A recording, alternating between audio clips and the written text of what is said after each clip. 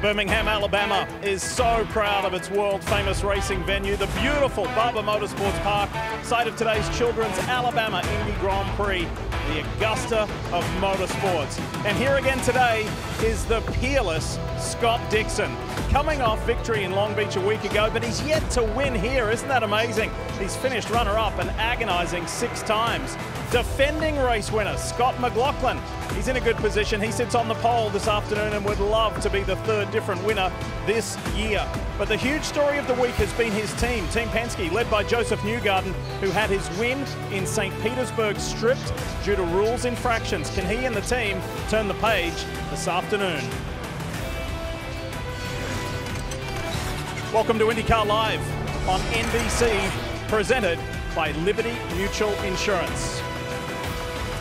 Good afternoon, folks. Lovely to have you with us. Lee Diffie here, trackside at Barber Motorsports Park. We're going to have a fun afternoon here, some 90 laps of IndyCar action around the most beautiful racing venue that you have ever seen. But first, news of a more serious note, and you heard me say at the top of the show, that involves Team Penske, the team owned by the series owner, Roger Penske. And for the first time in IndyCar history, a win has been taken away from a driver, and that decision will not be appealed or overturned, because the team are taking their medicine, and that is Team Penske. So Joseph Newgarden, the winner at the season opener, was disqualified. So too was his teammate, Scott McLaughlin. Will Power penalised 10 championship points. Why? They had access to the push-to-pass function when nobody else did, and they used it when they weren't supposed to. That function is not allowed on starts and restarts, but they had an avenue to use that, which was against IndyCar's rules. Now, this was only discovered last week at Long Beach. IndyCar acted swiftly and have put measures in place that will not happen again. This has really shaken IndyCar, the paddock and the world of motorsports. So, by the way, Roger Penske is here this weekend, and he met with other team owners yesterday afternoon, and we'll have more news on that later in the show. So, here's the reaction of the paddock, but first, we start with the driver himself, Joseph Newgarden. That responsibility and the use of the push-to-pass in the correct manner falls completely on me. It is my responsibility to know the rules and the regulations at all points and to make sure that I get that right.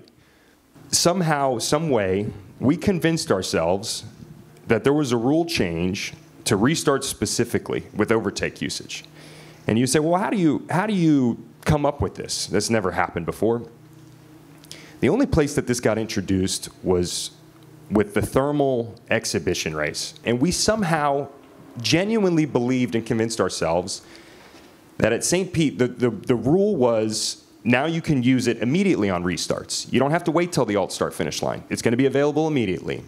The first thing, based on what Joseph said about him, he was aware or thought there was a rule change that basically would enable the push-to-pass to be active when it wasn't supposed to be. I'm not sure why he had that impression. There was no discussion between the team on that, but that was the 2-car, and that's on them. I mean, it was pretty clear to my understanding that the rules were only for thermal. Yeah, from my side there was no confusion. I don't know if somebody else got some confusions, but I doubt that there was confusion there. Definitely, I think initial reaction shocking. It's not a good look. It's definitely a tough situation, I think, for Penske. When they own the series, own one of the engines, and you get caught on something like this. Yeah, I mean, it's embarrassing for sure for them to have to do that. Whether it's an honest mistake or not, it's hard to believe that it was when they were going to have it in Long Beach again, and if they didn't catch them, they were going to have it in here this weekend at Barber. So. Whatever they want to say, it's up to everybody else to interpret what's real, what's not. But for me, it's disappointing to have to go up against 50 extra horsepower.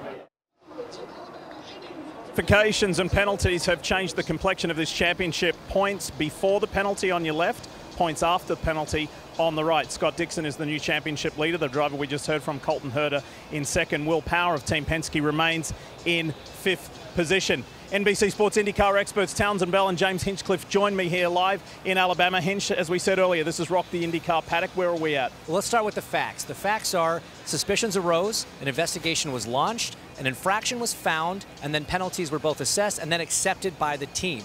As far as IndyCar, the Court of IndyCar law, case closed. As far as the Court of Public Opinion, however, it's a little more vague. The way the situation was described by the parties, it's kind of left people on one of two sides of this debate. You either are willing to believe that a small group of individuals on the 2-car were the only individuals within the Penske organization, within IndyCar, within the motorsports community as a whole, that believed there was a fundamental rule change, and they operated under that belief for 6 weeks without discussion or debate. Simultaneously, a line of illegal code ended up in one of the electronics boxes on the car that allowed the car to operate outside the regulations and within the realm of the perceived rule change that these guys lived under. Now, in isolation, either of these things seems highly improbable.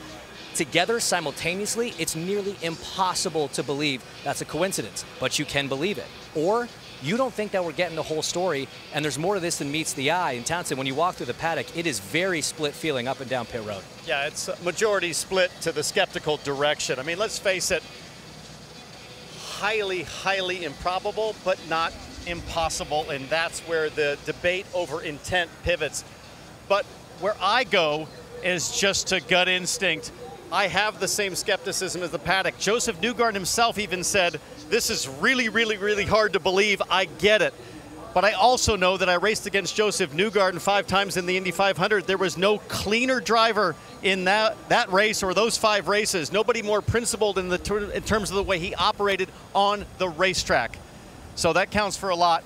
I'm conflicted, though. Again, Team Penske are not trying to appeal this. This decision will not be overturned. They're accepting IndyCar's decision and the penalty, the subsequent disqualification. The driver at the head of all of this is Joseph Newgarden. He's with Marty Snyder.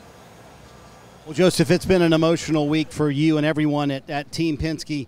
Where do you start to sort of rebuild things internally and maybe more importantly, rebuild the trust with the rest of the paddock? I think today I'm really focused on the race. You know, I'm focused on doing a great job for my team. I think they deserve that. They've put in a lot of effort this weekend and, you know, focused forward. And that's what I wanted to do today. So I'm excited to be here. You know, I love racing. And this is the best part of the weekend is race day. So, you know, I think we got to just try and go do our jobs. You know, that's what I want to do. I want to do my job like always. And, you know, I think we have a fast car, which is going to be really important today. You know, you can try and make every strategy work, but it's really tough when you don't have a fast car, and I think we have it today. So hopefully, you know, whatever is thrown our way, we can make it happen with the BBG car and all the support. Have you had conversations with fellow competitors, and if so, how do those conversations go? No, I haven't talked to anybody. All right, well, let's talk about today. Do you feel like you have something to prove today, Team Penske in general? No, I'm just ready to go do my job. All right, at one of your best tracks, though, so do you feel good about Barber and how this place has treated you in the past? It's been really good to me, really, really good. And we've had a lot of chances here in the past that didn't fully convert, but, you know, I love it. It's a great racetrack, one of the best that we get to go to, and, you know, obviously privileged to be here with everybody. All right, 3 wins here at Barber Motorsports Park. Joseph Newgarden starts 8th today. Marty, Scott McLaughlin won here last year, and he won the pole. All right, a lot's going on. Any more significance to winning the pole this weekend? No, we just need to go out there and execute, and that's what we try to do in the qualifying. Obviously, it's the elephant in the room for everyone, but we're focused on the job at hand, and we'll just keep focused and keep moving forward together. The main thing I can do as a leader is just lead these troops, and hopefully we can get a win here today. All right, trying to go back-to-back. Scott McLaughlin starting on the front row next to his teammate Will Power, Lee. Team Penske are certainly hogging the headlines, whether that be the controversial ones or hinge the performance ones. 2 of their 3 cars are right here behind us. They look good on track. Hey, look, off-track turmoil aside, on track, they're absolutely dominating, and they weren't sure what the performance was going to be like coming in here because they were one of 2 teams that didn't test, but locking out the front row, they've won more races here than any other team. It is looking just fine. If you haven't been with us so far this weekend, boy, it has been action-packed, T-Bell. Let's have a look at some of the highlights because there's been plenty of off-track action as well. Well, here at Barber, there are all kinds of pitfalls. Listen, if you think this is the Augusta of motorsports, then Kiffin Simpson just shanked a 5-iron at the exit of turn 1. This was Alexander Rossi in turn 5, the heavy brake zone on the track. And then how about Roman Grosjean? Turns 8 and 9 over by the amazing museum here. And then Joseph Newgarden in turn 14, the highest speed place to get it wrong. And this is to finish the lap. How about Christian Rasmussen? There are so many opportunities, so many pitfalls, even if you are Team Penske starting on the front row. 2 teammates will be fiercely going at it for from the drop of the green flag. People loved Long Beach last weekend because there were two distinctly different strategies. How are we looking today? More of the same, guys. This is always a really exciting race. The layout doesn't always look like it's going to be the best for racing, but we always have a good strategy race, and here's why. It's really close between a 2-stop and a 3-stop. You look last year, your podium finishers, McLaughlin on the 3, Grosjean on the 2, Power on the 3. 2-stop average finish was 6, 3-stop average finish was 4. The full field, the 2-stop actually had the advantage over the 3-stop. So it's a mixed bag here, and tires come into play too, Townsend. With the cloud cover here, track temp's a bit lower. That might make the reds hang on a little bit longer, and that could throw some of the strategy options out the window right from the drop of the green. This track is like a roller coaster. It's a lot of fun for us to watch, but it's very demanding on the drivers from a physical standpoint. And this afternoon, over 90 laps, that'll be quite the test. Quick reminder that now is your chance to drive away with a new Corvette courtesy of Hy-Vee. Grab your mobile device and scan the QR code you see there on the right-hand side. And all season long, you'll have a chance to win one of 3 Corvettes with thanks to Hy-Vee. This place is not only picturesque, it's iconic. He's holding on, but for how much longer? The stress level was high. Those guys were coming fast and strong. Newgarden stalls in the hairpin. Oh my goodness. Here we go. Dixon versus Herter. Chip came on, he's like, just go for it, man. And I was like, I'm gonna try. He's gonna go back to the winner's circle. Last 2 laps, team came on and said, just go for it. We got plenty of fuel, and away we went, man. Scott Dixon wins the Acura Grand Prix of Long Beach. Well done. Scott Dixon, he's the man of the moment. He's standing by with Marty Snyder. Marty? Yeah, and I'm curious, Diff, a week later, are you still going, man, how did we pull that off last week at Long Beach? That was definitely pretty sweet. You know, I think a full team effort there, and obviously got the most out of it.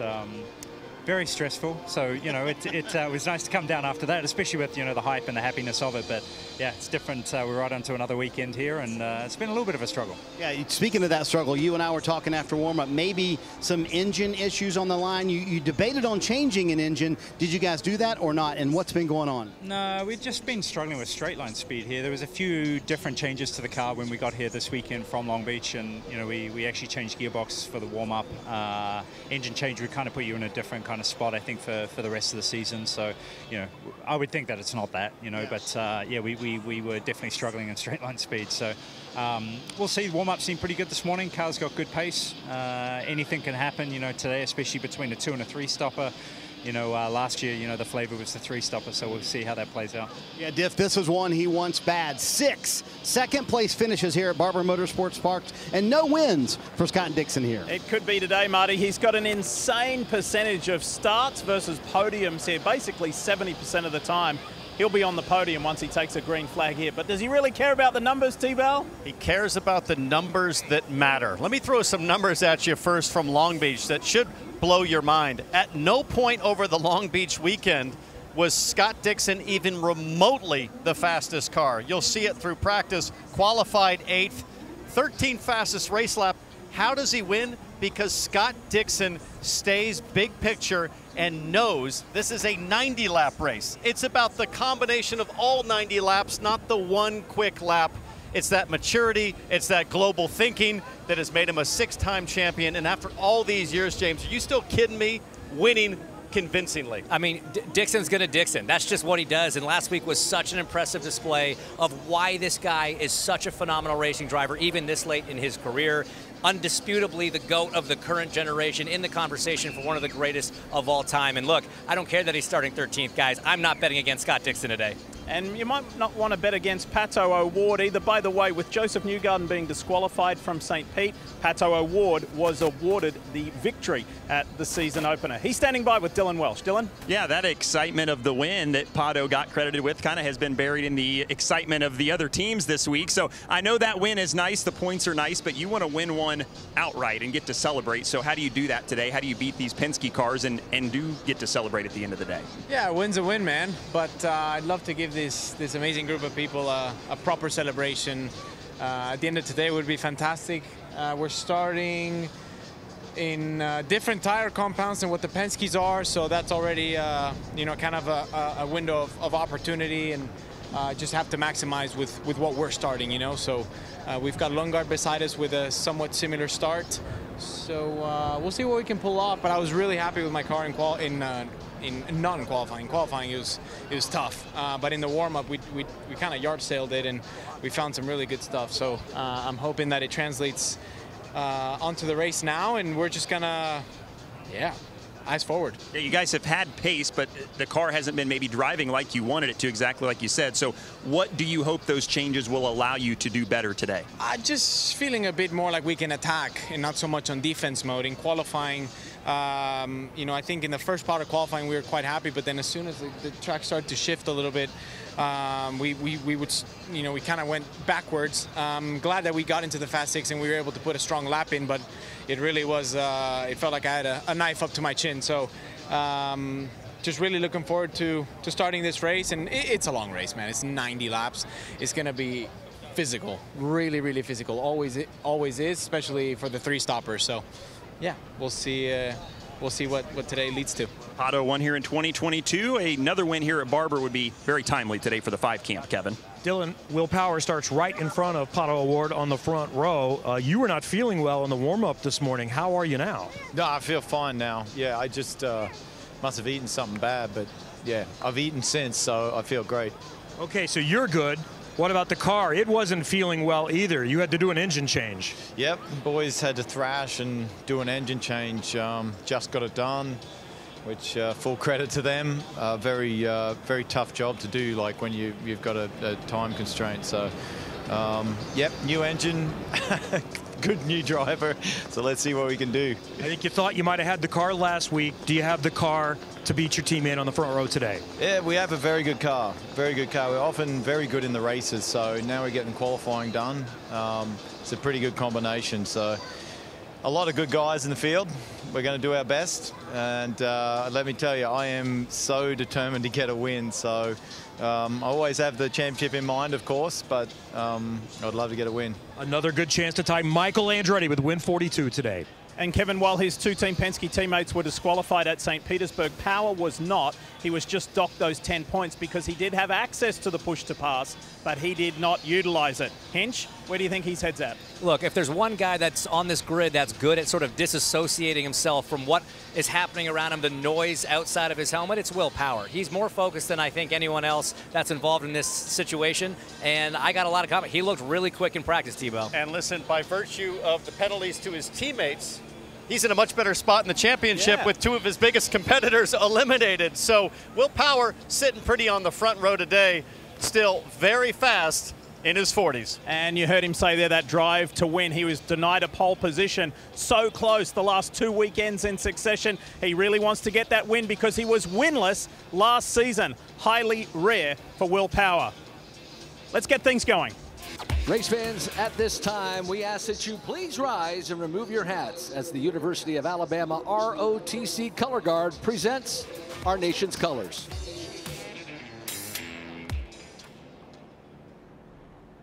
Please remain standing as Chuck Lessick of IndyCar Ministries offers today's invocation.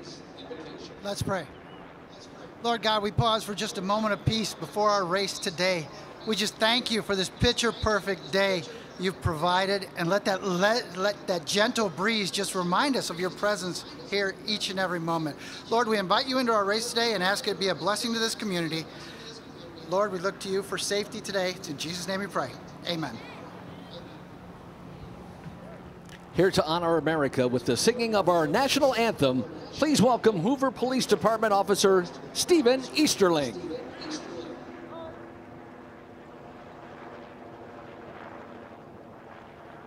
Oh, say, can you see by the dawn's early light what so proudly we hailed at the twilight's last gleaming, whose broad stripes and bright stars through the perilous fight, o'er the ramparts we watched, were so gallantly streaming, and the rocket's red glare, the bombs bursting in air, gave proof through the night that our flag was still there. Oh, say does that star-spangled banner yet wave o'er the land of the free and the home of the brave. How about it? Let's hear it one more time for Officer Stephen Easterling and his performance of our national anthem. Cloudy but very comfortable day here in Birmingham, Alabama, at one of the most beautiful racetracks in the world. Kevin, there's a reason they call Barber Motorsports Park the Augusta of motorsports. Marty, every event is unique, but this is a racetrack like no other in a pristine, beautiful facility. I've climbed up to the flag stand because I get a great look at everything. The fans have an awesome look at the cars going by 3 times here on the front stretch, the back stretch, and then I get to see Charlotte's Web down there in turn 5. Not only a great passing zone, but that's where a lot of people get caught up. But this place, it has it all, and the unique mind of George Barber. This is his creation, and people love trying to figure out what all of the sculptures mean, and the art, and the beauty around this place. The grounds are immaculate, and there are some things that confound us and confuse us a little bit. And then there's the Barber Vintage Museum, 230,000 square feet, great Lotus collection. You saw one of them, and the largest motorcycle collection in the world.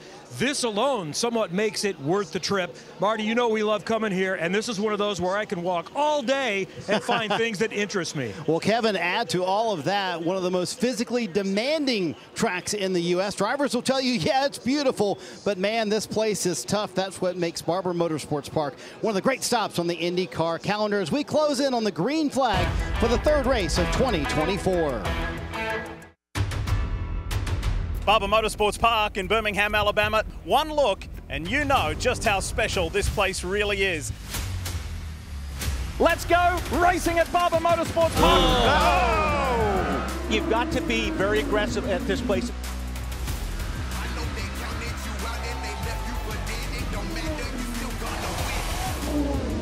Just squeezing in. Whoa. Look at that Look at this. Turn 5.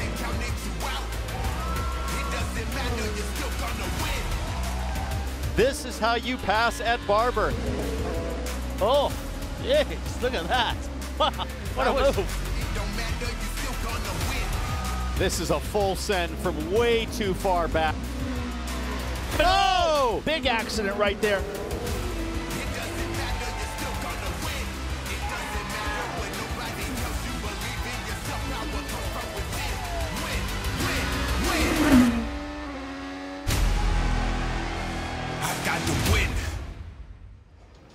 Last year, Scott McLaughlin used a 3-stop strategy to win the race. Would they do that today from the pole position? Meanwhile, Christian Lundgaard starts 3rd today. I chatted with him just moments ago, and he said, honestly, the next 2 weeks are critical for our race team. Barber's a good track for us, but next race, Indy GP, that's maybe our best track. We have to capitalize on these 2 places, Kevin. Marty, the highest starting Chip Ganassi racing car is not either one of the multi-time champions. It's 23-year-old Kiwi Marcus Armstrong. His best career start, and I have sensed an extra level of confidence from Marcus all weekend long. He's been waiting to break through for a result. This might be the day. Dylan. Alex Palou is another Chip Ganassi racing car who's been struggling a little bit for pace. They lost 0.8 of a second from round 1 to round 2 in qualifying. Barry Wanzer, the strategist, described that as a bit of a mystery, but they've improved a lot overnight. Fastest in final practice this morning, and they hope the cooler temperatures of today will help them at the start of this race. Marty, this is a great track for the 10 team. It's a great track for the 3 team as well, and you're with somebody who knows all about that. It's also fun if you like strategy, Dylan. Let's talk with Ben Bretzman. Not only did they win the pole with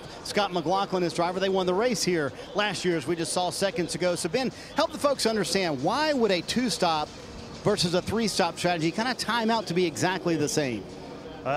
obviously when you save fuel, you have to go slower, right? You're not making as much power. The driver needs to slow down a little bit to make the fuel work, right? So to make a two-stop strategy work, let's just say it's between a second and a second and a half slower than someone who's going really, really fast. But the guy who's going really, really fast has to make up about 27 seconds during the race to make it work.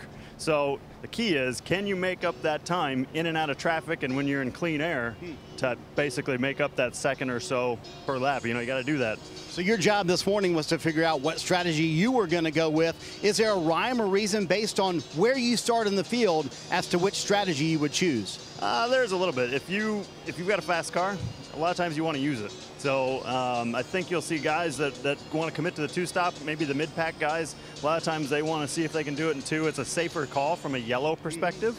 But if you got a fast car, sometimes you want to show it. Well, Diff, traditionally, if you start up front like this team does today, you would go with the two-stop strategy. But I'm not so convinced that's what these guys are going to pick today. Even from the front, Scott McLaughlin might go with 3 stops this afternoon. Yeah, let's see how it works out for the Thirsty Threes. Meanwhile, I'm going to ask my men here in the booth, Townsend and James, who are you looking at and why? Who's got your attention, T-Bell? Well, you heard it from Ben Bretzman. If you have a fast car, you want to use it. This guy has a very fast race car. Alex Palou, he's won here before. He's the champion last year, and he dominated warm-up just a few hours ago. So I'm looking at the number 10. James? Look, I like Christian Lundgaard in the 45 for RLL. It's the first car starting on those alternate tires. He's going to have an advantage on those front row guys early in this race. He's aggressive. He's been fast all weekend long.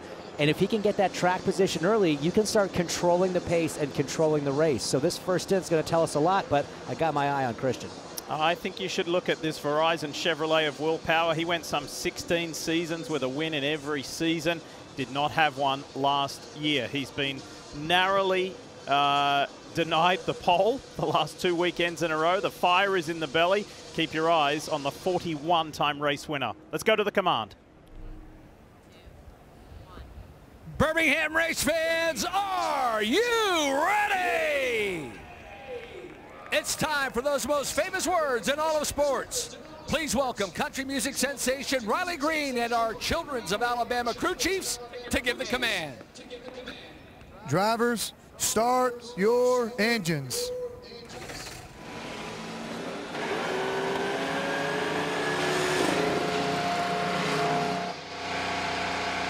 +700 horsepower at their disposal. 27 IndyCar drivers here at Barber Motorsports Park ready to race. You'll see that next. NBC Sports welcomes you to the Children's of Alabama Indy Grand Prix. It's round 3 of the 2024 NTT IndyCar Series here at Barber Motorsports Park. Cars are rolling. Great sign. Field is being led by the official pace car of the Grand Prix here at Barber, which is the 2024 Honda Civic Type R. And Oriel Serbia behind the wheel. Let's take you to the starting grid for the Children's of Alabama Grand Prix. And for the 6th time in his career, Scott McLaughlin starts on the pole. It's an all-team Penske front row, but watch for those challenges behind. Meanwhile, let's go inside one of the 27 Indy cars and have a chat with the driver of Rahal Letterman Lanigan's Hendrickson Honda. That's Graham Rahal. Let's dial him up. Hey, Graham, it's Townsend in the NBC Sports booth. You got me? Yeah, I got you. Great day to make something happen. Good starting position. We know you have a fast car, Graham. You have had some of the best races of your career here at Barber. How confident are you feeling right now you can get that Hendrickson car to the front? Yeah, I think the guys have done a wonderful job this weekend. Cars went very, very competitive. It's been to see how the strategies play out here, but I'm definitely confident in the car, and hopefully we can keep the tires underneath us and get to the front here. It's going to be a 90-lap battle. Good luck today. Thanks, boss. Graham was really frustrated yesterday that he didn't go one step further in the qualifying process, felt that he had an opportunity to.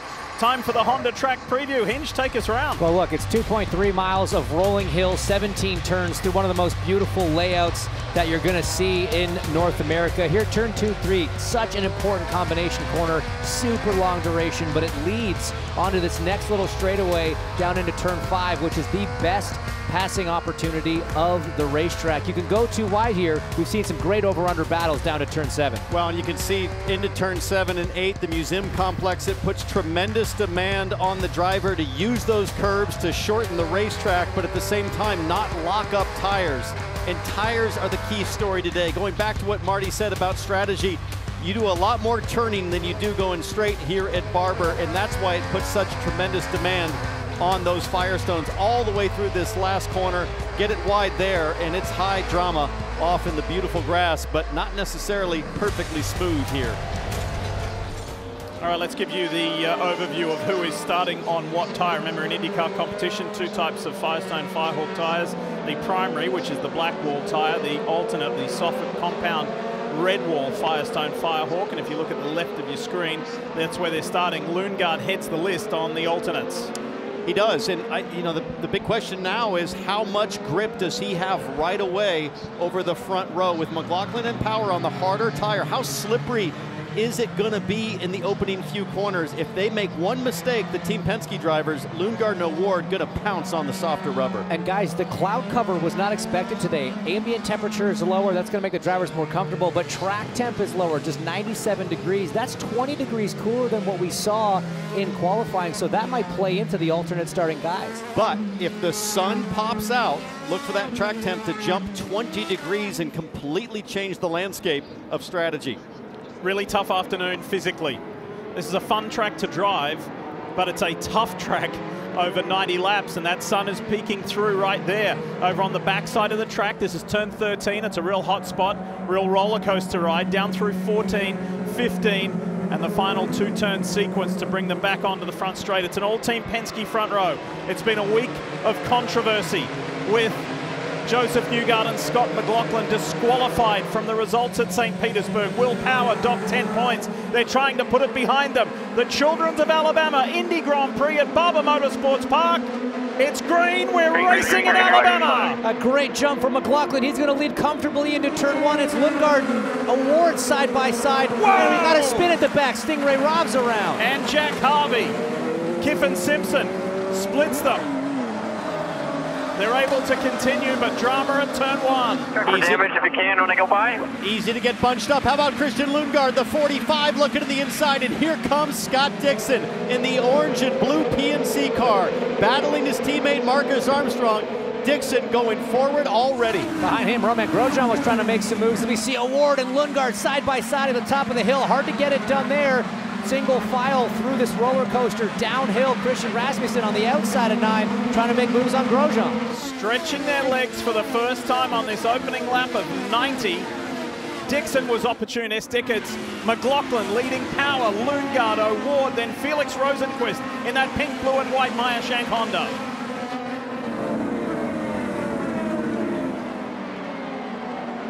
First lap of the race, tires are cold. Alex Rossi going down the inside of Tom Blomqvist. Little bit of a contact there. Are they going to run side by side in 17? No. Colton Herta trying to capitalize on the racing beside him. His teammate Marcus Ericsson, excuse me. Oh, contact for Colton Herta. That is Santino Ferrucci getting really dirty up the inside. You do not see contact in turn 1 at Barber. Oh boy. You can tell that Colton got hit and was taking none of it as Pato O'Ward is off the track. I think that's in turn 5 at the exit. He finds the grass cleverly to avoid getting stuck in the gravel, but that's a disaster for O'Ward. He was wrestling this Newgarden and Dixon into the museum complex. Let's go back. There's been multiple incidents so far early on, but let's show you the first of them. You're going to look to the inside, look to the back of the field, and that gold Prix.com car of Stingray Rob gets hit. Rinus VeeKay, I believe, the fast ECR car didn't make it out of qualifying after Prom gets into the back of the 41 and starts a 3-car pileup there. And for a driver that was so frustrated like VeeKay at the issues that prevented him from qualifying well, he's going to get even more frustrated with the drive-through. How about this? A little bit of bump and grind. Ferrucci trying to be opportunistic there into turn 1, not giving any room to Colton Herta on the exit. Now Canapino, but let's take a look at what happened to Pato O'Ward. You know what happened? He got in too deep, locked up, was going to hit the back there, I think, of Lundgaard, and decided, I don't want to hit another car in the start like I did at Long Beach, and the right side's got in the grass. He just got onto the curb there, and it set the car off. Because he knows he's going to hit Lundgaard, so he had to move over. And we saw locking from him in that corner in practice, Dylan. It's been a bit of a struggle on the brakes. That's exactly what I was going to say. They battled this 3 or 4 times throughout the weekend. It bites them again there. Will Anderson, the engineer, just came on the radio. Pato said, do you want me to push or save? And Will just told him to keep pushing for now, so we'll see how far Pato can advance. He's on the reds. It's been a love-hate relationship with Turn 5 because it was the turn that delivered him his victory here at Barber a couple of years ago, but it's been problematic today for Pato O'Ward. But if it's the exact same mistake that O'Ward made at Long Beach on the opening laps, you're running in dirty air, you've got less downforce, you just can't brake that deep and not expect to have some issues locking up. So it's 2 tough starts in a row for O'Ward after the subsequent or delayed win in St. Pete to start the season. Why is he making those errors? Too urgent, too soon? Yeah, I mean, you're in the top 5. You've got a strong car. I just don't know why he would be pushing it without popping out to make a move. Alex Palou in the green and white Ridgeline car. And then Graham Rahal in the Hendrickson machine. That's the red and white and black car. And then Scott Dixon arrives on the scene. The winner from Long Beach, the championship leader. He's trying to make up for a frustrating qualifying. Dixon's up to 8. You've got Dixon up to 8 from 13th. Palou up to 6th from 10th. He's casually picking up 4 spots in the first 4 laps for the 10. And that's dangerous for the field because you know Palou is super fast, even though he's struggling a bit right now to get around his teammate Marcus Armstrong. And to be fair, Armstrong's the best qualifying Ganassi driver in the field. There's no responsibility. You're supposed to move over for your champion teammate. Absolutely not. Let's take a look back at a little more action here. Colton Herta and Santino Ferrucci, they've already been into each other once. Ferrucci trying again, driving him straight off the track. Wow. In turn 5. This is some Formula 1 driving standards right now. That was aggressive from Ferrucci. Ruthless. Now, remember what Colton did to Newgarden at Long Beach. That went unpenalized. It was a bump, but he didn't spin anybody out. He just moved Newgarden out of the way. How does race control see those 2 incidents? Very similar in terms of outcome. Speaking of race control, Rinus VeeKay will be penalized for avoidable contact. He started that domino effect, lap 1, turn 1. Kevin Lee. It's playing in our hands for entertainment today because we are going to have 2 very different strategies. Scott McLaughlin was just told you have a 7-second gap on the 2 stoppers. So the top 3 are going hard. We think they'll do it on 3. Starting on 4th, some of those back there are saving a little bit, Marty. Yeah, the top 3 are thinking, oh, and a big wreck, look at that. Pietro Fittipaldi in the MyJack Honda. He says, somebody took me out, completely took me out. It has been a problematic weekend for Fittipaldi. He had a steering issue earlier in the weekend, took him off track at the top of the hill at turn 2. And we see caution for the first time this afternoon at Barber. Is VeeKay serving that penalty? But what happened to Pietro?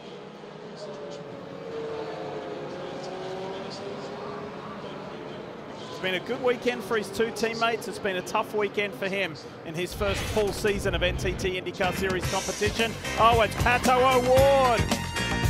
What an eventful start to the day for Pato.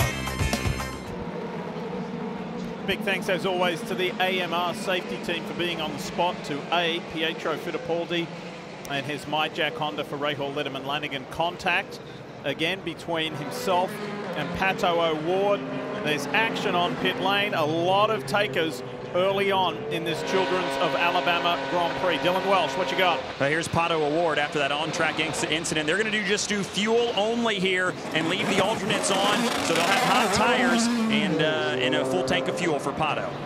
Might be seeing Pato O'Ward come back to pit lane after IndyCar has time to review the incident with Pietro Fittipaldi. I already saw Rinus VeeKay with the drive-through, and I'd say there's a high chance, Hinch, that O'Ward's going to receive the same fate as we take a look at what happened with Fittipaldi and O'Ward here. It's not a big brake zone. You see that Pietro gave him room. Pato just got onto the curb there and threw the car into the side of the 30. So I'm kind of with you, Townsend. I'd be surprised pretty easy call if there wasn't a call coming from race control. And unfortunately, the race goes from bad to worse for Pato. On board with Pietro, you see him wide of the apex.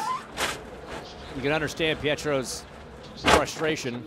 And you can also understand this corner. If you see with O'Ward, you don't really know exactly where that curb is until you come over the rise.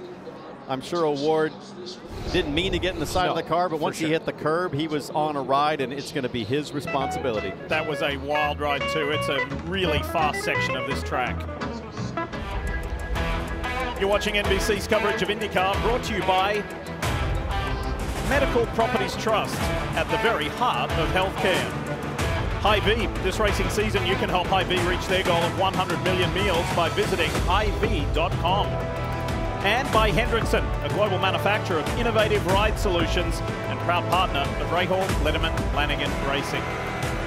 There's a look inside just the stunning Barber Motorsports Park Vintage Museum. It is the largest collection of vintage motorcycles in the world. They have a Guinness Book of Records acknowledgement of that.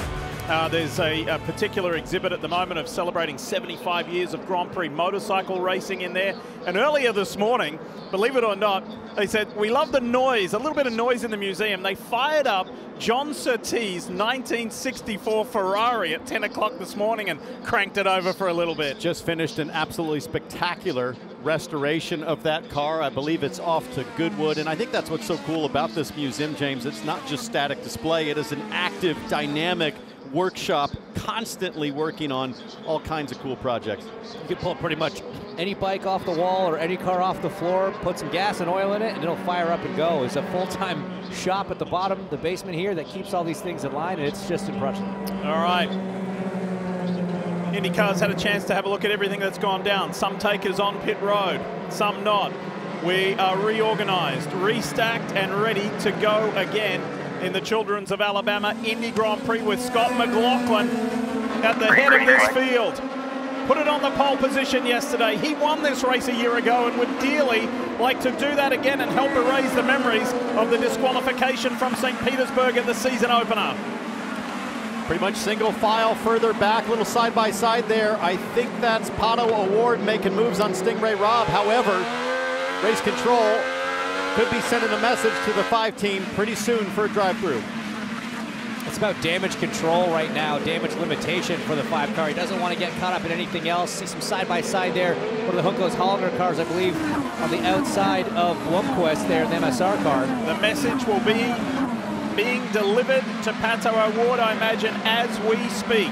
Drive-through penalty for the 5 Arrow McLaren Chevy for taking out Pietro Fittipaldi. 2 rookies there doing battle just behind that. Linus Lundqvist. Dylan Welsh. Well, Pato just got word on radio of that decision, and here is his response.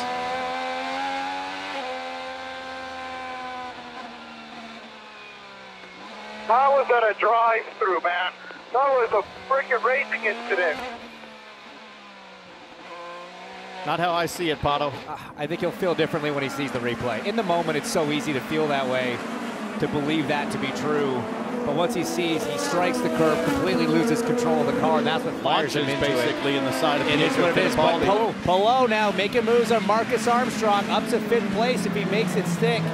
He's got those softer red sidewall tires to the primaries on the 11. And that's a big one for Palou, because racing your teammate often limits you for being absolutely aggressive and decisive right away. And I'm sure Palou had to use a bit of discretion to find the right time. Now he can put his head down, go race the competition straight up. Next up is Felix Rosenqvist, just up the road from Palou. Palou is doing exactly what I expected, which is wasting no time getting forward. Here it comes. Here we go. That's where Pato O'Ward and Pietro Fittipaldi came together while we ride on this AutoNation mobile service onboard with Felix Rosenqvist. Big hats off to the Meyer Shank crew, because they changed his engine yesterday after practice, before qualifying. It was a massive effort for the team to turn it around, and Rosenqvist, Marty, still qualified well. Didn't keep his trend this year of going with being on the front row, but still did a really nice job. And Rosenqvist started today in 5th position. Well done to the team. Yeah, he told me I would be happy being in the Firestone Fast 12. Well, he made the Firestone Fast 6. And with all the strategy at play today here at Barber Motorsports Park, it can be confusing for the driver. Felix Rosenqvist told his team a moment ago, hey, let's focus on what we're doing. Listen in. Yeah, and obviously the cars in front of us were going, and we believe the next 5 behind us were going as well. Yeah, I mean, let's not get carried away what others are doing. Think what's best for us here. Like, I'm open to both. So, Hinch, there you go. Felix saying, hey, let's focus on what we're doing, not worry about what everybody else is doing. Can it be confusing for a driver? And with that early caution, Hinch, does that change the game maybe? Is a two-stopper more in play? Yeah, absolutely. I mean, from inside the car, you only know what's happening in your little bubble, in your little world, where the team is getting all the information and can share that with you. But when you've got a train of cars going by, you're not sure what kind of fuel strategy they're on. You have to just focus on what you're doing. But I like that Felix is calm. He didn't seem to be getting worked up about it, and he is open to either one. Hey, guys, just tell me what to do. Totally agree. I love that Felix is demonstrating the leadership that we've suggested that he's taken on with this new opportunity at Meyer-Shank. As the quarterback, the team is built around him. He's showing great maturity in that moment. How about this with Jack Harvey and Kiffin Simpson down in turn 1. Simpson on the outside, gets all crossed up there, but doesn't have the massive divot that he had yesterday where he got way wider in turn 1. Watch this. Hold on. Did a great job to catch it. The two-time tank slapper there, but front of the car just augers right into the grass there. Indy cars are tough. Yeah, I was going to say. Look at the front wing on that Dallara is just looks pretty pristine even after digging in at 90 miles an hour. I wonder if Jack Harvey thought, because Jack was caught up in that turn 1, lap 1 incident, and when he got spun around, all he saw was Kiffin Simpson. I wonder if he thought Simpson had done it to him on lap 1, and that might have been a little bit of a payback. So McLaughlin leads, his teammate Will Power by 1.6 seconds, and Christian Lundgaard, Alex Palou, then Felix Rosenqvist, and here comes a big chain, Kevin. And Alex Palou was one of those starting on used alternates that might not last as long. The general feeling was he's definitely doing a 3-stopper, but listen to the radio, that has changed. All right, great job. P4. Let's settle in and get the fuel number. You really want the fuel number? Yes, we want the fuel number. At this point, it's a 2-stop race. And then right after that, he was told, if they're on 3 stoppers in front, you're going to get them. Yeah, I mean, a 3-stopper works in an all-green situation because you've got to do it on pace. So the moment that yellow came out, Barry Wanzer knew, hey, this falls into the 2-stop favor. That's why Pelosi wanted to make extra sure, okay, I want to confirm, I'm going to ease up here a little bit in the brake zones, come off the gas, introduce a coast phase, and try to stretch the number. Yeah, Marty mentioned how that kind of opens this up, the 2-stop strategy for those that were thinking the 3, but you go back to that conversation we had with Ben Bretzman at the start of it. If you're 3-stopping, you've got to make a second a lap almost. You need a 27-second gap to come back out in front. I think that's going to be very hard to do, and I think it's definitely switched back over to the 2-stop strategy. The 4 laps of caution that we saw earlier has changed the game in this Children's of Alabama Indy Grand Prix. McLaughlin has been unheaded. He has led all 15 laps thus far. Palou now knows he's in a different game. You're watching NBC's coverage of IndyCar, brought to you by Pods. Save up to 25% now at pods.com. Ego, the #1 rated brand in cordless outdoor power equipment. And by 5-Hour Energy, proud partner, energizing RLL Racing. 5-Hour Energy tastes great and fixes tired fast.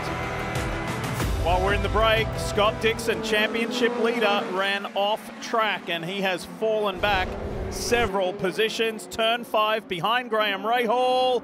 Boom. Looked like he was expecting a gap there that started to appear and then disappeared as Graham moved over to his normal turn-in spot. I don't even know if Graham would have any idea that Dixon's out there, but it's a very low probability position for Scott Dixon to place his race car. It's a bit like Pato O'Ward earlier in the race. So you see this, it looks maybe like he's defending a little bit. Scott goes for the dive. Graham just fades back over to the normal line, like you said, T-Bell, and it forces Dixon onto the curb there. Look at Graham's not looking in his right side mirror. He's clearly looking at the apex. So I don't think Graham had any idea that Dixon was going bold to the high side. So Dixon was running in 7th. He's now in 18th on board with Graham Rahal. I'll be really impressed to see how they turn this one. How they turn this one into a win. Yeah, I'm still not counting him out. Oh, Graham Rahal's in a great spot in terms of race pace.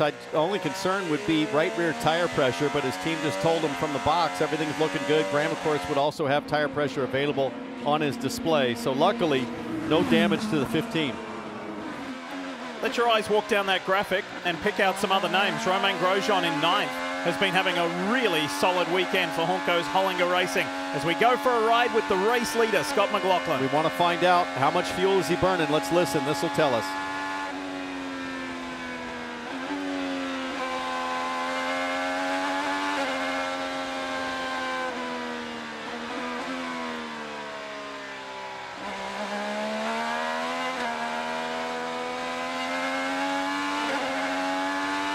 Look at that Firestone telemetry on the lower left-hand corner.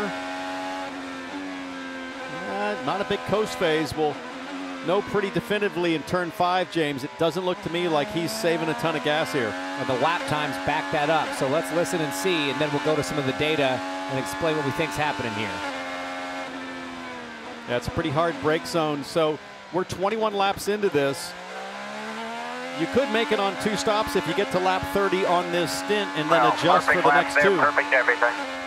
Perfect everything's the call from Kyle Moore on the radio. So you look at the lap times. There's a 108.5 for McLaughlin last time, and you go back to 4th place. Pelot is a 109.2. It looks like the top 3 are committed to that 3-stop strategy led by, conveniently, number 3, Kev. But is there any chance that they are hedging in case there is another caution? So while they are not giving Scott McLaughlin a number, he has been being told you are doing good on fuel. So that at least is part of the consideration. It's not as if they're just totally running flat out with no regard at all. So we'll keep an eye on maybe some options for the 3 car, Marty. Scott Dixon back in 16th after the contact with Graham Rahal. What did Scott Dixon think of that contact? Listen. Gotta get a penalty for that, man. Good call it in, Scott.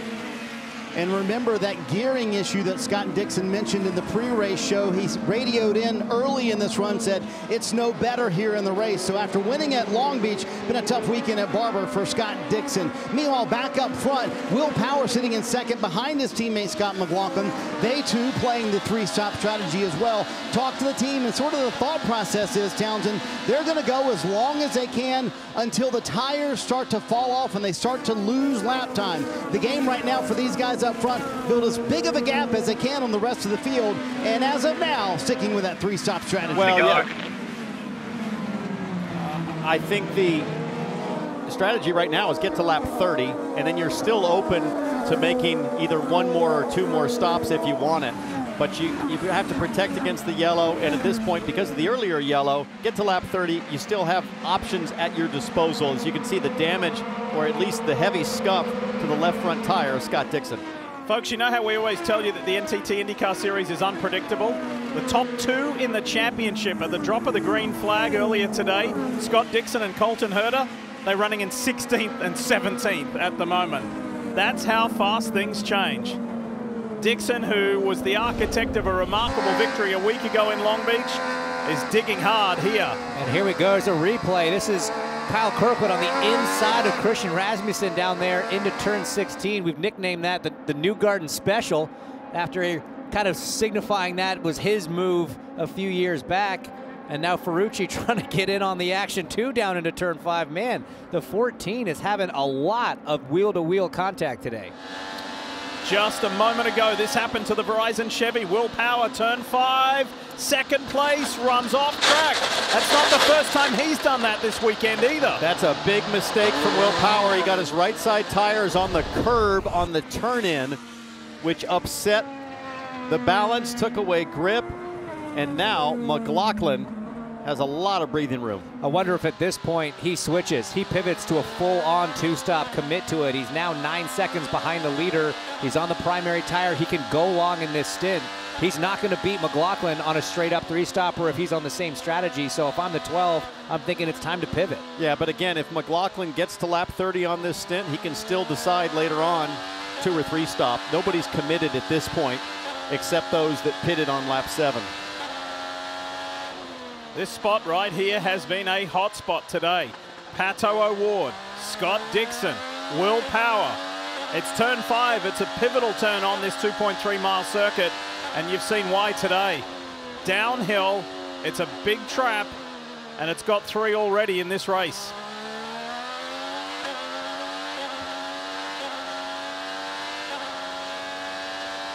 I'll tell you who's impressing me still is Alex Palou down there in 4th. Some efficient overtake for a while here. Yeah, efficient overtake, so that tells me they're still pushing. They're not saving fuel there on the 12 as we see Christian Lundgaard dive in now. The 3 stoppers, this is too early to do it in 2 towns without a lot of yellow, so here we go. Into pit lane, those used reds, so probably going off a little bit earlier, Marty. They're going to get some new tires and some fuel here. Fuel, new reds, no front wing. They started on the alternate used reds, as you mentioned, Hinch, and now they're going to go to sticker alternate tires for Christian Lundgaard. I asked him, do you like the 2 or the 3 earlier today? He said, I like being on offense. So they're sticking with this 3-stop strategy. You heard no changes to the wing as well. Pitting at working lap 25 here for Christian Lundgaard. And yes, you're right, puts him in a box now where they're committed to that 3-stop strategy. And he pitted from 2nd place, comes back out on track behind Rinus VK from Ed Carpenter Racing. And a bunch of other cars, James. I don't like that call because it puts Lundgaard in traffic. We've been saying it all race. In order to make 3-stop work, you need clean air. You can't go racing hard nose to tail and expect it to work. Unless Lundgaard had no option, they had burned the fuel. Burn the fuel, maybe burn the tires. We see a race for position here. Rasmussen and the outside, and Ericsson and Christian. Rasmussen's off big time. Can he keep it off the wall though? Yes, just manages to scrape by. Such a good run going for Rasmussen this entire weekend. That's a terrible, terrible happening for him all the way to the back. He was pretty stubborn when Kyle Kirkwood got by earlier, hanging on to the outside. We'll have to take another look at this again. But either way, a tough break. On board here with Ericsson. He's on push to pass. Sells him the dummy, fades left, then hits to the right. He's got the preferred line, and yeah, you can't really hold the outside like that. Yeah, Rasmussen just went for the hero deep brake technique, and Ericsson, a veteran in this series, having none of that. He was all the way to the inside. There wasn't really more room he could have given, so racing incident there, trying to be brave on the outside. Sometimes you got to know when it's better to just let the guy go and regroup. So that moves Ericsson up to 11th now, just outside the top 10. He's been digging Ericsson, hasn't he? He's been trying hard, clawing his way back. Qualifying did not go to plan for the Delaware Life Honda team from Andretti Global yesterday. So McLaughlin now is 8 seconds ahead of teammate Will Power with Lundgaard pitting. Then Palou, then Rosenquist, Rahal in the top 5. Marcus Armstrong having a good day and a good weekend.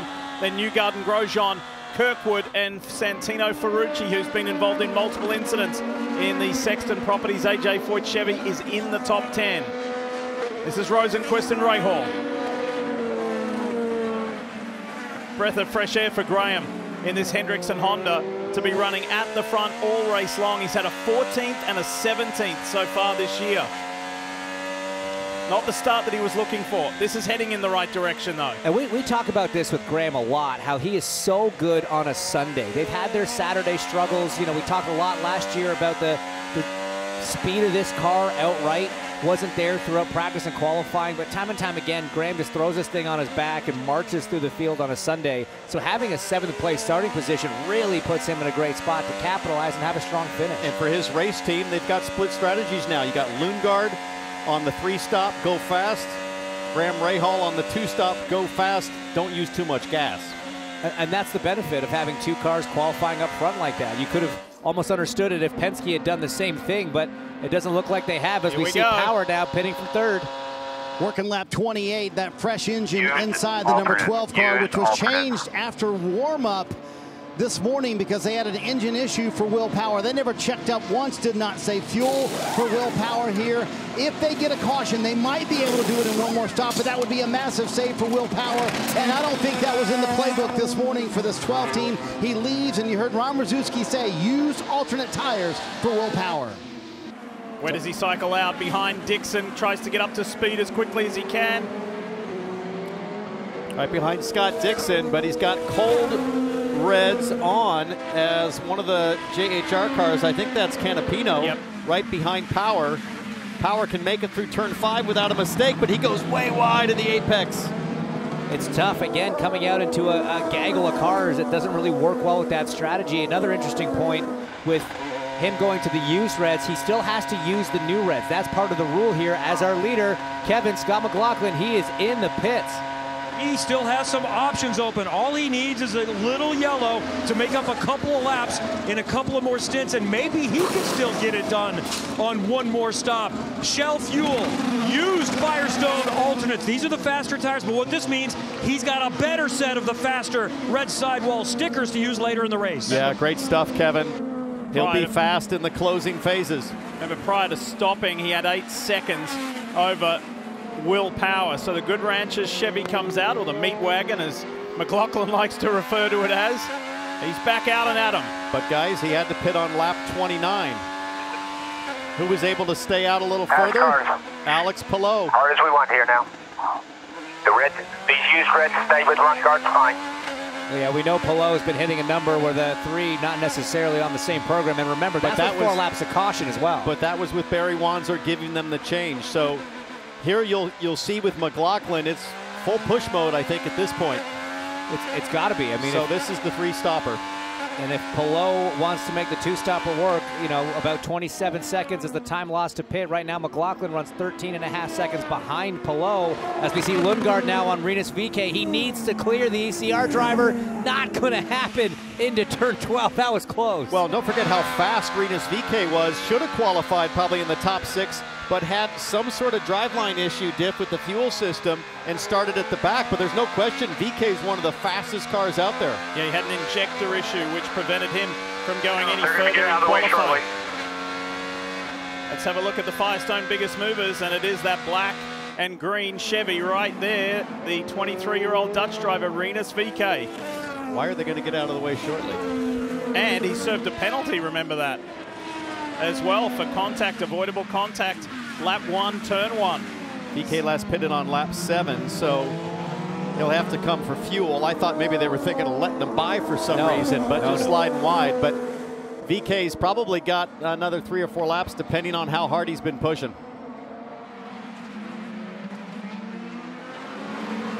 But this, as you said, James, a killer for Lundgaard.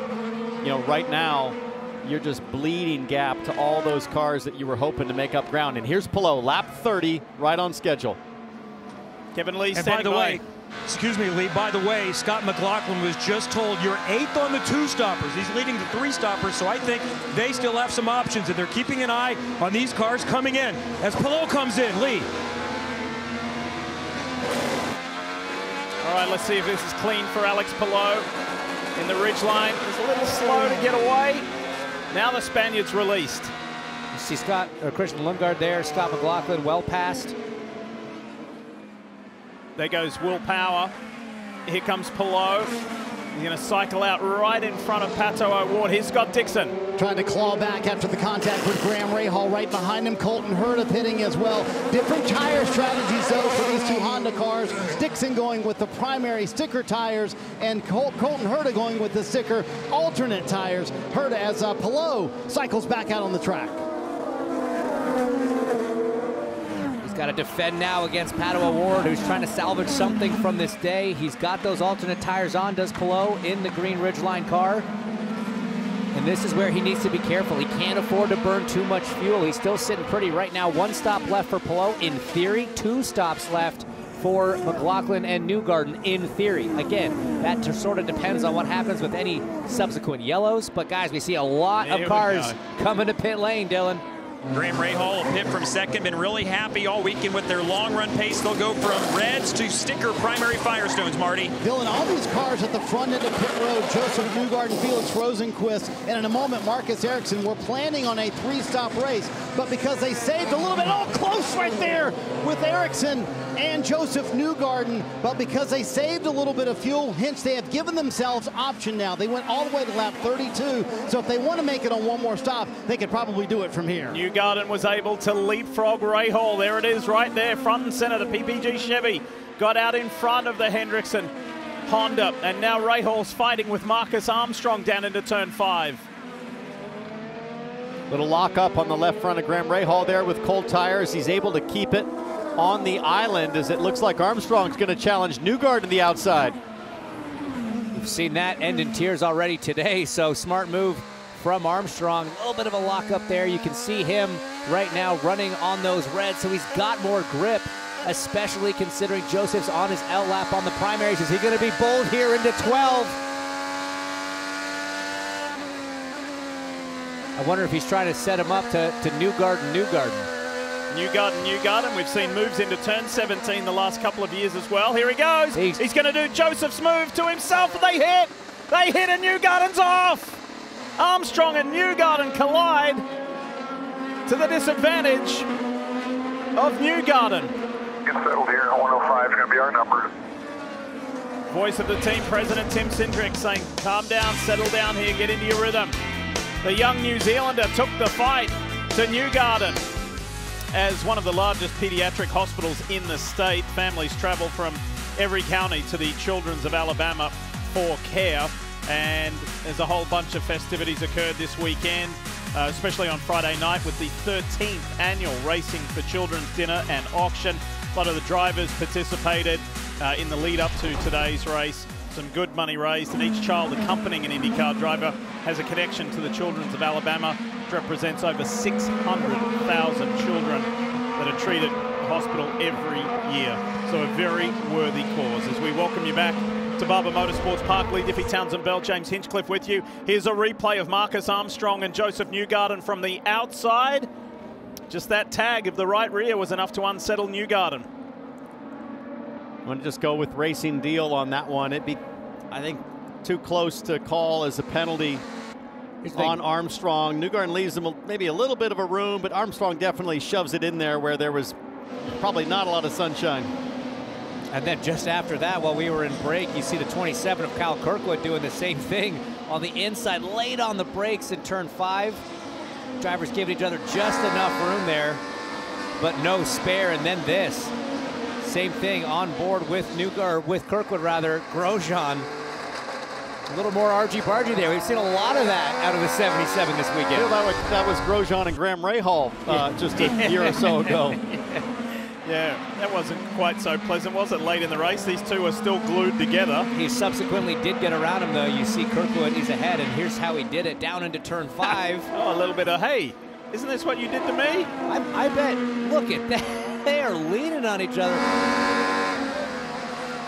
from way back. I like the tail slap right here. Yeah. Kirkwood, watch this. Robot. Man, I got to feel that, Grosjean's side pods are just thinking, what did I do to you, man? This is... Diff Kirkwood's move was something out of Supercross. It was like a tail whip side by side with a competitor coming off the triple. I tell you what, it was a good night last night in Philadelphia too. Something new for Monster Energy Supercross, very cool. Let's not forget these two guys were teammates just a year ago at Andretti Global, so they know each other well as we... Oh, Grosjean got off in the marbles. That could have been a big off. Halfway is just around the corner in the Children's of Alabama Indy Grand Prix here in Birmingham.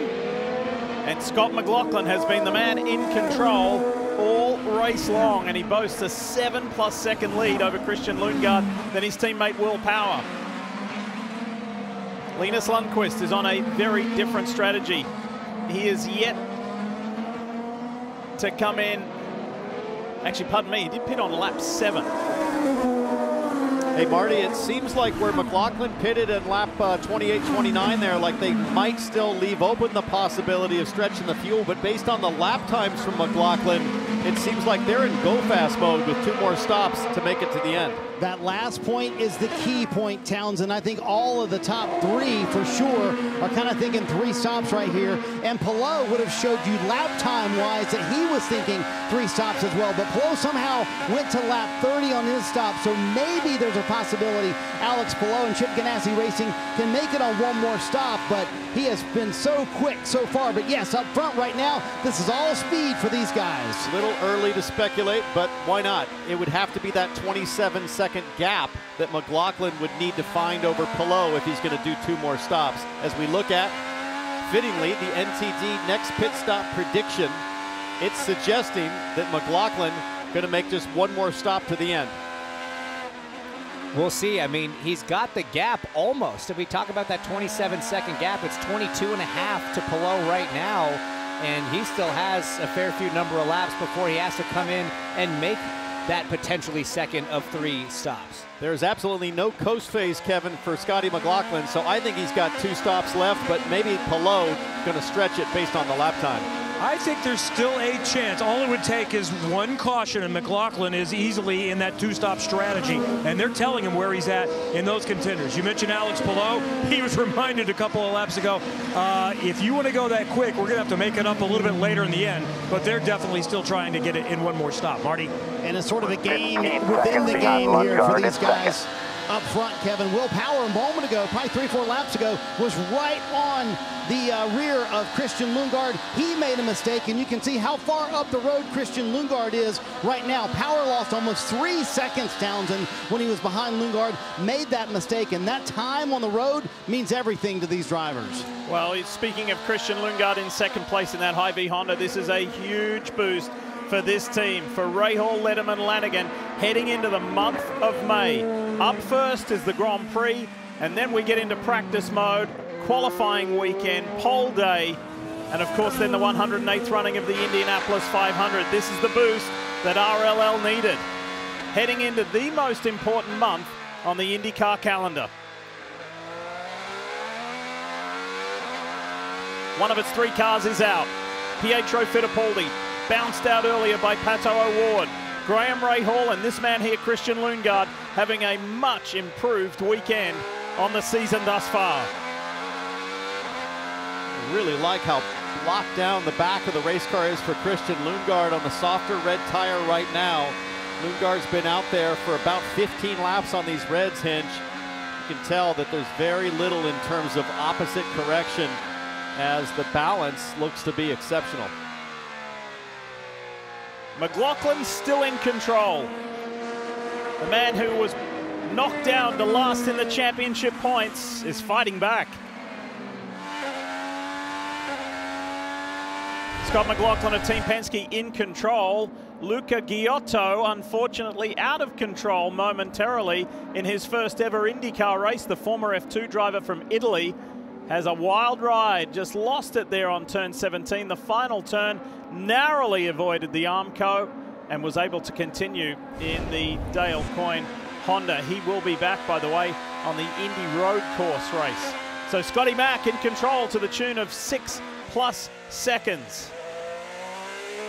Time for today's Honda driver profile, and we feature Graham Rahal, the 35-year-old third-generation driver, is enjoying a much more promising day today in the top 10. Really good points for him and his team. There's his famous dad, Bobby. For RLL, Rahal, Letterman, Lanigan Racing. Graham's wife, Courtney. And while we're showing you this Honda driver profile, the caution is out. What is it for? It looks like Alexander Rossi is stopped on track. He just left the pits, and he is missing his left rear, Kev. Yeah, he just came in just a moment ago. They were trying to do anything they can to get off strategy. They needed a caution to come soon. He had cycled up to 5th, but he said, tire is loose, and here you're going to see it where it lets go. So a costly error for the 17.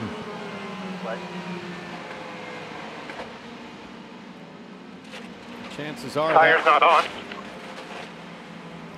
Chances are that wheel nut is still on pit lane.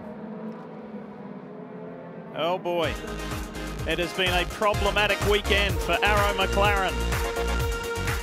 Under the second full course caution here in the Children's of Alabama Indy Grand Prix. It's been a good day for that guy there. The Good Ranchers Chevy of Scott McLaughlin. He has led 37 of the 44 laps completed so far, as we welcome you back to our live coverage here on NBC Sports, Barber Motorsports Park. Beautiful place to visit. It is highly attractive, but the consequences are pretty severe if you go off track or make a mistake. And this caution isn't for somebody's mistake on track. It was for an errant rear wheel on the Arrow McLaren Chevy of Alexander Rossi. So the AMR safety team are there. There is the team. Frustrated, disappointed, you name it. They're feeling it because the day did not start great with Pato O'Ward running off track and then having an altercation with Pietro Fittipaldi. Teo Pourchaire, who is in for David Malukas in his second weekend, has not featured. He's just getting used to this track. He's down in the high teens, and that's Rossi's car coming back on the hook. So it has been problematic, to say the least, for the Papaya team, unfortunately. So they'll be looking to turn things around in the month of May. So, Diff, with this yellow, it puts Palou, I think, in a really good situation, having pitted on lap 30. But Kevin McLaughlin pitted on 28, and I think was burning a lot of fuel, thinking he was going to make 2 more stops. The question is, can they go to lap 60 now with the 3? They've decided they cannot. They debated it for a long while. Twice Kyle Moyer on the radio said, we're doing the fuel, we're thinking about it, we're doing the numbers. 20 seconds ago, he said, all right, we're pitting this lap. Wow. Bummer. That is just a... and you got to think Will Power is going to be in the same situation. Yeah, Christian Lundgaard as well, as we see all those drivers peel off. The 3, the 45, the 12. So it kind of levels it out, Kev. It's going to be a fair fight from here if we don't get another yellow. Still some different strategies involved here, and I think we're going to have a pretty interesting straight-up race. This is the sticker set of alternates. These are the faster Firestones available to Scott McLaughlin. Big stint for him. Shell fuel, and he's out, Marty. Bit of a gift for Christian Lundgaard, who had pitted so much earlier on the last stop than the other teams that he was going to have to come earlier as well. Will Power on pit road as well. That is sticker alternate tires for Will Power. So these guys who were committed to a 3-stop strategy earlier in the race, even with all these cautions, they're staying committed to it right now, Diff. Yes, and you did see correctly, Will Power beat Lundgaard out. Problems here for Augustine Canapino and the Juncos Hollinger Chevy. I saw a restart sign from the front mechanic there from, I think that was Tom Blomqvist. I wonder if there was maybe some sort of unsafe release situation. Somebody stalled. Let's take a look back. So you see Blomqvist there. Oh. Canapino lost it on the power. Oh. And luckily... And Blomqvist had already stalled, it looks like. Yeah, that's right. Yeah. So unrelated, but man, great job to get his feet buried in the brake there and not end up in the back of the MSR car and hit those mechanics. By the way, let's take a moment to give Tom Blomqvist some praise. Made the fast 12 in qualifying yesterday. Feeling really good. It's his first full season in the NTT IndyCar Series, and he's feeling a lot stronger physically. It's no longer a massive task just to complete the race, so getting his head around, just learning the nuances a little bit better of the IndyCar for Meyer Shank Racing. But a really good high point in qualifying yesterday for him. It's 12th today. Speaking of Meyer Shank Racing, his teammate Felix Rosenquist kept his good qualifying streak alive, starting in 5th position, and he was one of the early committers to the 2-stop. And you see him here, he's running back up now in P2 Townsend. He's right in this fight. Totally in the fight, in podium contention, along with Marcus Armstrong. And then you got Santino Ferrucci, who aggressively has put himself into P4 straight up. He has the most fuel on board of anybody. Santino's been driving today like he was back in the NASCAR Xfinity Series. Not in an open wheel car, not in an Indy car, but guess what? It's worked for the Sexton Properties Chevy, because heading into his favorite month, the month of May, where he has the most extraordinary record at the Indianapolis Motor Speedway, he is looking good. Need to remind you about the American Legion. As an official charity partner of IndyCar, the American Legion has partnered with the series to host driver autograph sessions during the event with a fast lane for all veterans and service members. Remember that the American Legion is asking for those attending the race to stop by the activation and be the one pledge. Everyone making the pledge will receive a challenge coin, Be the One badge. Remember, be the one. Be the one to ask a veteran if they're okay. Be the one to ask a vet if they need anything. Can they do anything? Benefit is to end veteran suicide. The American Legion using the NTT IndyCar Series as a really important platform to get that message across. It's terrific, so effective, and full credit to American Legion for their incredible commitment to helping such an important situation as Lundqvist warms his Firestones here. And man, lap 48, we think we'll probably see the last pit stops for the leaders right around lap 60. Maybe a little further into it, 61, 62. And I think there'll be some gamblers that maybe try to be the first to make their last stop. Maybe even Will Power. Does he potentially just gamble because he's at the back of the field? He'd have to pass so many cars to make this work. All right, let's get ready to go again. Different strategies at play here from two different groups. Green flag. But it's going to be the guy who got his first career victory here at Barber. Alex Palou leads the field back to green ahead of Maya Shank's Felix Rosenquist. As you watch the leaders go through 2-3, and Scott McLaughlin, Will Power just getting up there. It's crazy to see how much track position they've lost with that caution and the stop. But up top, action as we see Marcus Ericsson having to defend against Rinus VeeKay, who's got himself back in the fight. Oh, VeeKay has been carving his way through the field. Meanwhile, look at that bottom box. Power alongside McLaughlin, the two teammates from Penske going at it. Nice move from Will Power, round the outside with authority. Look in the background. Look from Power back to McLaughlin. Here comes Scotty Mack. Christian Rasmussen thought about trying that move again. It didn't work the first time. He backed out of it this time. And look, Joseph Newgarden under attack into 12. VeeKay! Boy, oh boy, he is pumped. After that disappointment in qualifying yesterday where there was an injector issue that prevented his Chevy from going any further. He had been the quickest in a practice session. His tail was in the air. He was ready to go. The car was not. He's going today. And look at the marbles start to develop at this point in the race. It gets harder to get offline as you see the red and white car there of Scott McLaughlin returning the favor to Will Power. These guys realize their race is effectively done. Let's just have some fun racing each other. No, I'm kidding. There's still a lot of points on the line now. McLaughlin just up ahead there, trying to size up the next car. Colton Herta. Top two in the series coming into this race today. Gets Dixon. Herta on Dixon. This is way back down the order in 12th and 13th. Newgarden on the inside of Marcus Ericsson into the museum turns. That's a defensive move. Ericsson trying to get that position. You see, there is Scott McLaughlin there behind the number 6. On board here with Herta. He looks to the outside. Oh boy, what a late slice across the back of the gearbox. The timing of that has to be perfect, and it was. That was crazy. I'm not sure if that was planned or luck, a little bit of luck there, but he is. Hey, Colton Herta doesn't care. Look, quick hands. We've talked about that a lot with Colton Herta, and he had the perfect reaction time on that one, executed a great pass. I don't know if you can have those reflexes in your 40s. Look at this, look at this. McLaughlin isn't stopping for anybody. So he's got by his teammate, discarded him, now goes past Teo Pourchaire in the Arrow McLaren and is on a mission in that Good Ranchers Chevy.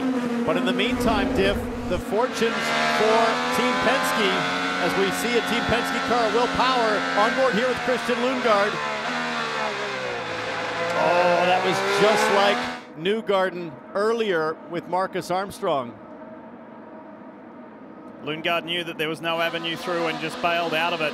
Here's what it looked like for Power. Whoop. Both guys lucky to get away with no damage. Will to the tire, Christian to the front wing. As VeeKay again making some moves. That's on the inside of Grosjean into 12 again. Guys, I can't tell you how difficult it is to execute a pass there. That's not even a brake zone. You kind of just lift and downshift on the way. I'm going to say this. This is even better than the podium he got here a few years ago. The drive that this 23-year-old Dutch driver is putting on today, Rinus VeeKay, is amazing. Oh boy, there's been an accident of a different kind. Okay, so that bridge there. Not a real person, we should point out right away. This is part of the eccentric art that populates Barber Motorsports Park. The question is that enough to warrant a yellow? Yeah, I would hope Is it so. inflatable? No, I think it's a full mannequin. Normally, she's tied up here, hanging down as, a little bit of tongue-in-cheek humor. Oh, just took out a wrist. You gotta be kidding me. Oh my goodness. And who was that was just driving by as it happened? That must have been quite a shock. Imagine if she stuck the landing. Put this into the list of things you don't see at a racetrack. By the way, her name is Georgina. And this racetrack is full of lots of interesting characters and statues and things. And it's Mr. Barber having a laugh. That's his sense of humor. But I'm not sure Georgina was ever meant to come down from the overpass. You better hope the IndyCar drivers know that that's a mannequin. because that can be terrifying if you're Hinch, are going you by okay? for the first time. I mean, are we talking streakers gone down? What do you think they're seeing? We've lost James Hinchcliffe as well as Georgina. I think that was the shot at Georgina's chaps that got him going. Come back to us, Hinch, whenever you can. Meanwhile, lap 54 of 90, 53 of 90, pardon me. Alex Palou leads by 3 seconds. Oh, don't show us again. We're never going to get Hitch back. There's Larry Foyt. He thought he'd seen it all. He's like, are you kidding me? I don't know what else you can do at this point but laugh at what's happening. That is, it's been a fixture of the track since we first started coming here. You see it on track as a driver. The first time I drove under it, I was a little bit taken aback. I wasn't prepared for it. But hopefully, you know, she's okay, and she'll be back up there for the next race. Poor Georgina might find a new home. I think IndyCar may respectfully ask Mr. Barber to move Georgina. Meanwhile, here is McLaughlin still on the move, trying to scythe his way through the traffic, Dylan Welsh. And Santino Ferrucci noticed Georgina falling and came on the radio a lap ago and said there's something that fell off the bridge, but obviously still under green, and they've been on the charge here. Santino said yesterday, we can get to the top 10, and reminder, these cars are a Penske Alliance. He said, that's helped us, but I'm driving what I want to drive, and I'm pretty happy with it. They can go a little bit longer on this stint because they made their second stop a little later, so their goal is about lap 64, and then they have a sticker set of reds to the end, which they don't think the cars in front of them have, so they're in a good spot right now for Ferrucci, Kevin. Dylan, on the 3-stop strategy, Scott McLaughlin in 15th is still clearly in front, and Kyle Moyer did a good job of explaining to all of us the situation before the restart. We want this to be a long stint. All these guys in front of you are probably going to pit in about 10 laps, and then we're going to go as hard as we can. And McLaughlin has already moved forward a little bit more and is still in contention to win, Marty. Kevin, the playing field has changed so many times today here at Barber Motorsports Park. You heard Kyle Moyer talk about it a moment ago. Here's where the game stands right now. Those on the 2-stop plan, including Alex Palou up front, they'll pit here in about 6 or 7 laps, and they can make it to the end from there. But Moyer told McLaughlin, we want to run as long as we can, Townsend. So they're going to go to about lap 75. All of these on the 3-stop strategy and regain, hopefully, that gap they had earlier that was taken away by that caution. Gain as much time as they can on the field, then they'll come to pit road. And Marty, the only way they're going to be able to make that work is when the leader's pit is going fast. But this now happens. Stingray Robb in turn 1 in the A.J. Foyt car is heavy into the barriers. I think my steering wheel broke. He had an incident lap 1, turn 1, and now it's an incident on lap 55. Yeah, I think so. I wasn't holding on when I hit the wall, but I think that's what happened in the middle of the turn there. That is a big, big impact. Turn 1, is. Probably a 4th gear corner in race trim, tons of speed flowing in there, and to have some kind of failure mid-corner. That safety truck's going to need a pull out too. Glad to hear Stingray Robb talking on the radio after this one. Watch this. Oh, we got sideways, straight across, and straight in. But we have heard from Stingray Robb. That's a positive. Pit stops coming under caution at Barber Motorsports Park, and this is a little bit early for those like Alex Palou and Marcus Armstrong trying to come down pit lane right now and be able to get home the rest of the way. Armstrong, Palou back out, Marty. They're going to need some help to get home. Yeah, Felix Rosenquist second on that 2-stop strategy drag race off pit road with a couple of other cars. So to your point, Kevin, they need caution to be able to make this to the end of the race. There's 34 laps to go. By the math, Hinch, you can do 30 laps here on a tank of fuel at Barber Motorsports Park. So are they banking on a caution here? Yes, I think the short answer is yes. It's hard to hit that number, but we've seen some impressive numbers come out of these cars this year. But the thing is you can't bank on it. You have to save mad fuel from the start. 100%. You can stretch it. So they're convinced they can make it one way or the other, but man, would a little bit of caution really help these guys out. Hey guys, let's take another look when we can at the race off pit road between Felix Rosenquist and Marcus Armstrong, because Fro beat Armstrong to the line, but Marcus was unrelenting. He did not want to let the Swedish driver back by. Here it is again. You're watching the orange and black car second, and then here comes Rosenquist. He's released. Here's the line. Yeah, that's a pretty easy one, and Armstrong should know, second season down in IndyCar, that race control will get that sorted out, so he'll have to relinquish the position here. Yeah, I mean, not even close. Wasn't even close. I'm not sure why Armstrong felt the need to risk both cars there in between Armco just to have to give that position back. And you see Felix not even on the radio to say anything because he knows what's coming. And it's been just a great drive right now from Felix Rosenqvist.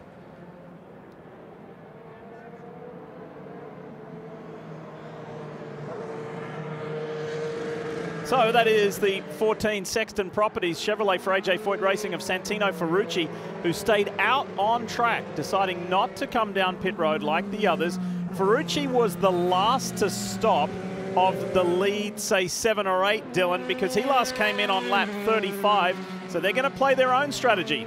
Yeah, that's right. And so he did pit on lap 7 at the first yellow, then pitted again. And Larry Foy just came on the radio and explained their strategy. They thought this number to the end was too big, so they don't want a yellow, and obviously don't think the others can make it without a yellow. So they're just going to pit at their lap when they have to pit, when the car's out of fuel, and they're going to run hard like they have all day long and just try and make it work and hope it works out for them, Kevin. Barry Wanzer, let's find out exactly what they're thinking on the 10 stand. Alex Palou looked like he was in great position. Can he save the fuel to get home without another caution?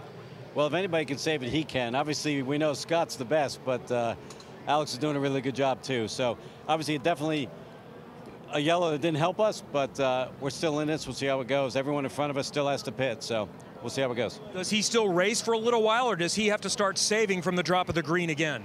We're going to need to save between now to make it to the end, but another yellow will certainly help us. Okay, thank you, Barry. Marty. Let's check in with Adam Rovazzini. Felix Rosenqvist kind of second on this strategy as Felix talking to him on the radio right now. Could you make it if it was just simply a fuel save, or do you need a caution? No, we'll make it. We'll be good. This is right up Felix's alley right here, so he's the man. This is what we want. I love your confidence, but with all the cautions today, when you make a move like that, are you kind of thinking, maybe we'll get one? Oh, you always think that, but like I said, I think we're in a good spot. How about that, Hinch? You said it would be a massive fuel save for these drivers. Going to be fun to watch this game with all these guys up front wanting to go as hard as they can, knowing they have one more stop. But these two stoppers in the back of the field are trying to save as much fuel as they can and make it to the end. Yeah, look, I was wrong last week with Scott Dixon. I didn't think he was going to be able to save the fuel and spray the push to pass and keep Joseph Newgarden / Colton Herta behind, but he did. Listen here. Tires, Armstrong behind you on alternates, then Ray Hall, all on the same strategy as us. And that's the important part for Palou. He's going to have to save big, but everybody behind him. Clutch and coast. Oh, you're saving absolutely Clutch on these and pace coast. laps as well. So here, I think, is the battle diff that we're going to be watching, which is Scotty Mack is going to send it hard and try to go crazy quali mode and open a gap to Alex Palou. That'll be the gap that we're watching as McLaughlin leads the cars. Ferrucci's still out there, but McLaughlin's got 11 laps more fuel than Ferrucci and 9 laps more fuel than Lundqvist. So if McLaughlin can absolutely go full quali send as Palou is stuck in traffic and saving crazy fuel, if he can find 27 seconds, it's a tall order, but you can tell right here he's not saving gas. He's warming his Firestones for 100% attack. Well, because he's got to get by Linus Lundqvist and Santino Ferrucci. He needs that clean air out front if he's got any hope of building that But they're gap. going to, luckily. But they're not hard. as fast. They're not as fast as McLaughlin. This, to me, fits the theme of the weekend for the driver of that car right there.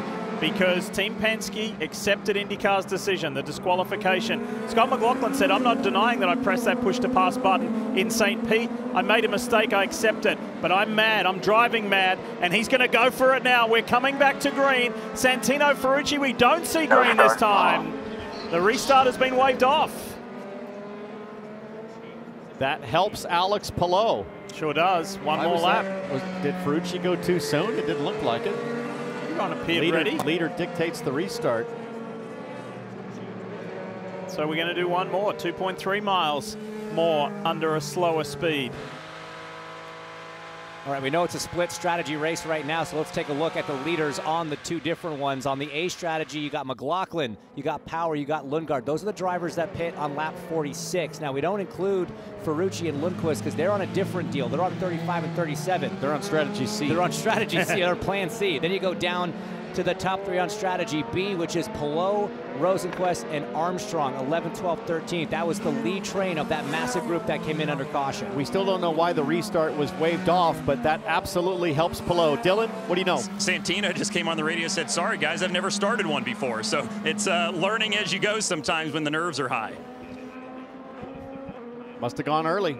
There's a restart zone outlined by Kyle Novak, the race director, in the drivers' meeting, at which point, once you get there, it's the leader's discretion when they run. Over here between 16 and 17. There you go. So don't go early again.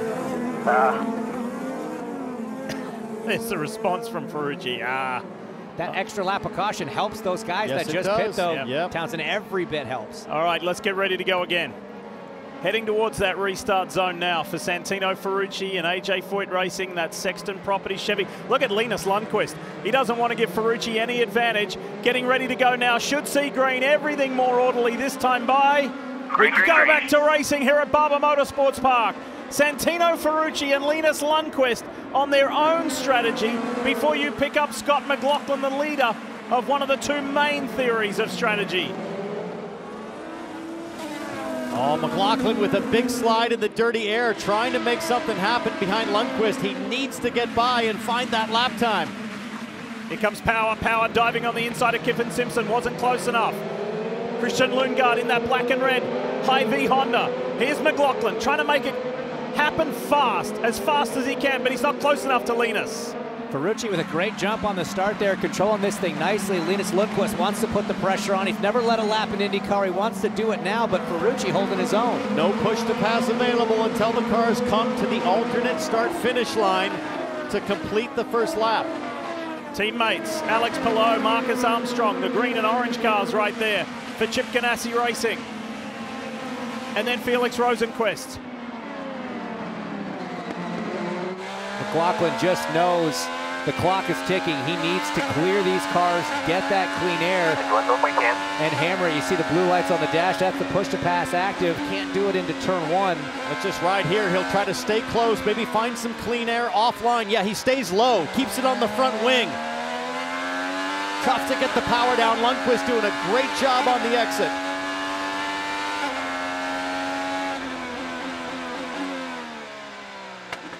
You're talking about a rookie holding off a 4-time IndyCar race winner and the man who finished top 3 in the championship last year, the defending race winner here at Barber.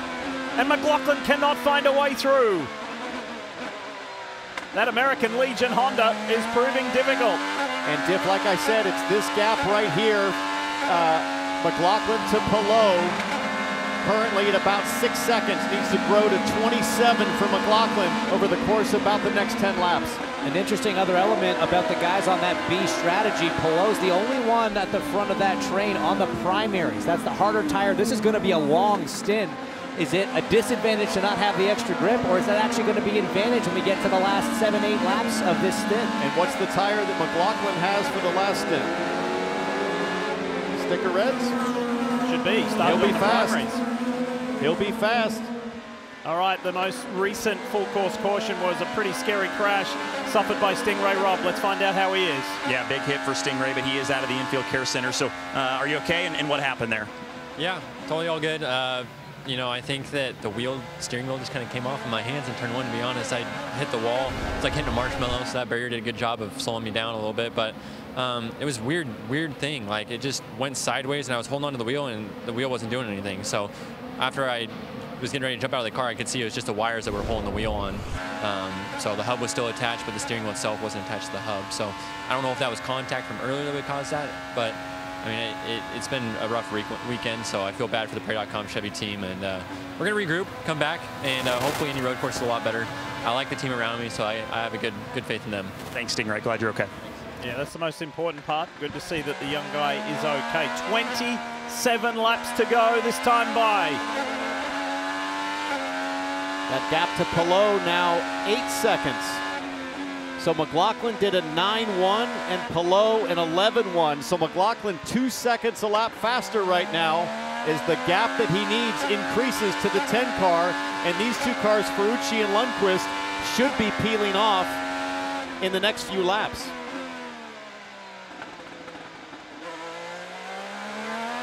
We don't often get to say this. There's an AJ Foyt Racing Chevy at the front of the field. 25 laps to go here at Barber in the Children's of Alabama Indy Grand Prix. And there is race leader Santino Ferrucci and the Sexton Properties Chevy in for his final stop. What should be his final stop of the day, Dylan? Yeah, first pit box in here. Sticker reds going on. They'll just fill it full of fuel as much as they need for these final 24 laps, and Ferrucci will run hard for the end. They cannot have a yellow, otherwise this strategy is out the window. It's been a great run for the AJ Foyt Chevy, the best since Sebastian Bourdais some 3 or 4 years ago. Enjoying his time at the front. Here we go, we've got some more takers. Joseph Newgarden is one of those. Pato O'Ward, Marty standing by. Newgarden, just like Dixon a moment ago, who pitted at lap 56, going to come in for fuel only. So with the teams that are doing a three-stop strategy today, Scott McLaughlin, Will Power, and those guys, they're going to run as far as they can. They can go about 12 more laps at least. So Townsend, I want to put on my NASCAR brain. Is that allowed here? So if you're going to pit with 10 or 12 laps to go, could you consider fuel only as maybe a shot to gain a ton of track time and get back out and maybe put yourself in a position to win the race? You could consider it. You certainly don't have to put much fuel into the race car to just make that short distance to the end, but it's an awful lot to expect out of your Firestones. McLaughlin, though, sitting pretty right now. Look at the gap to Palou. Now almost 16 seconds, and as soon as Linus Lundqvist pits, McLaughlin's going to be able to put his head down and really open up that gap and try to find that 27 seconds roughly that he needs to make his last stop and still come out ahead of Palou. And let's show you some of those numbers here, powered by NTT. This is lap 65, 6, and 7. You can see the difference in lap time, almost 2 seconds a lap. I think McLaughlin's in really good shape. It's looking good. Even if he doesn't get the full 27 to pit, he's going to have full fuel and fresh tires in those last 10, 15 laps to catch and try to pass Palou, who's saving so much fuel right now. Yeah, McLaughlin on attack mode, Palou in conservation mode, although that extra lap under caution on the last yellow did help Alex Palou a little bit. And what happened last year? McLaughlin on the 3-stop, making it work. Yep. So, just like Ben Bretzman said at the start, as Newgarden gets into the side of Tom Blomqvist and muscles him into the grass. I think we've seen more elbows out racing here this weekend than we've seen in a long time in the IndyCar series. This thing's racing like Bristol. Have another look at that. Turn 5 from the perspective of Joseph Newgarden.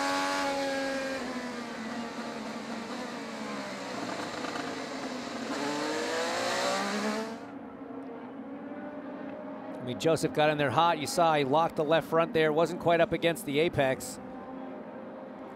But one thing that's been consistent is that race control has allowed this good, hard, aggressive racing all day long. We've seen so many of these, just like you mentioned, James. And Newgarden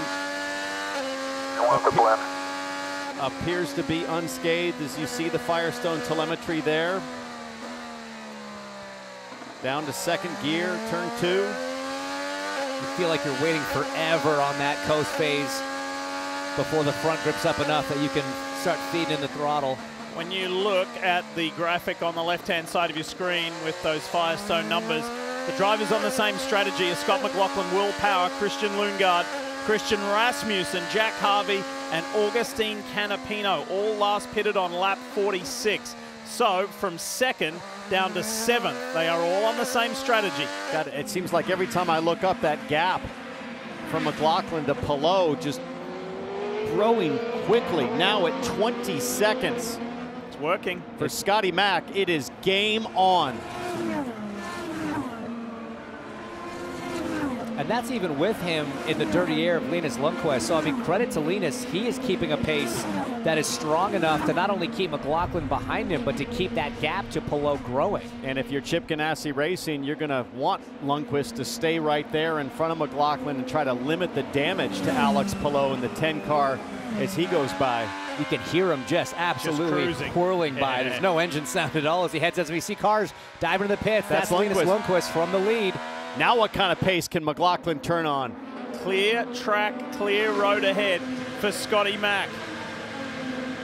Wide open track for him, Kevin Lee. And by staying out as long as he could, Linus Lundqvist is helping his Ganassi teammates to keep Scott McLaughlin from really taking off. This is a sticker set of the faster alternates for Linus Lundqvist, who is still trying to get his best result and has a chance to maybe get somewhere between 10th and 15th today. McLaughlin has the entire midfield straight to himself. He's coming out of turn 5, heading over towards the museum section, and there is just clear road as Lundqvist comes out. This is VK and Newgarden down around the last 2 turns. VK trying to go inside Newgarden, didn't work out. Joseph's on the attack after pitting recently.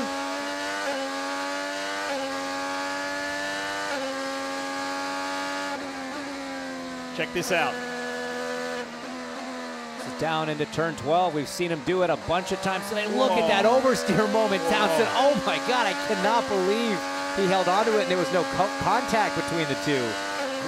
Great car control and spatial awareness from both of those drivers. McLaughlin, 107.7, fastest lap of the race right now. This is going to be tough for Alex Palou to defend. 20 seconds now between those guys. First to 7th. Now make it 23 seconds. And Palou just did a 110.4. That's almost 3 seconds a lap slower. Horrible situation for Palou right now because he knows he cannot go any faster or he won't make it on fuel. And that just shows the pace. I mean, they were running mid-108s when Linus was in front, and with Scott McLaughlin unleashed, that 107.7. I mean, Linus was doing all right. He ran the 3rd fastest lap of the race up to that point, right before he pitted. But McLaughlin laying down the gauntlet right now. Him and teammate Will Power have the 2 fastest laps. So we can't count Power out either. He's 2.2 seconds behind McLaughlin on the same strategy. Program. Yeah, they could have an issue on a pit stop for either one of them. So a lot of action set to come here.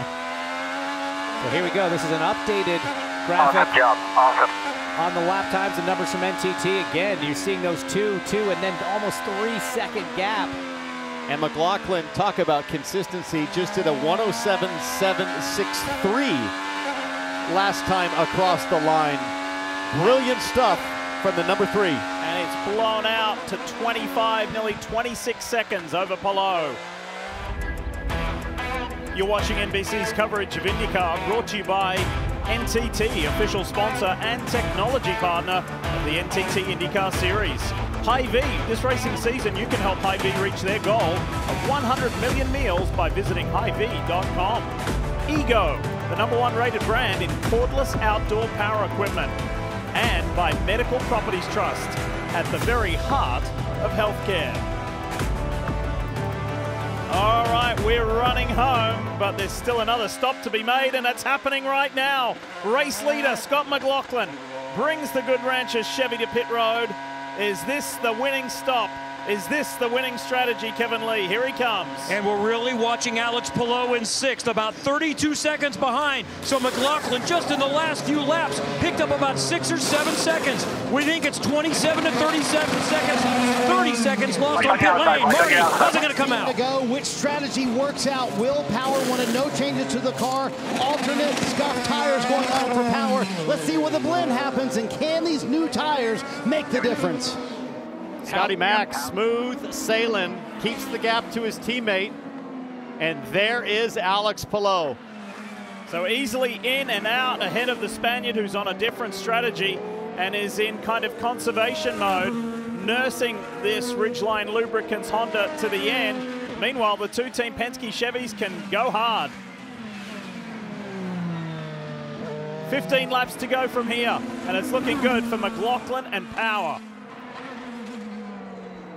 The 2 guys who started on the front row of this race are in great shape. Here's Linus Lundqvist as he flashes by Christian Lundgaard, who just came out of the pits.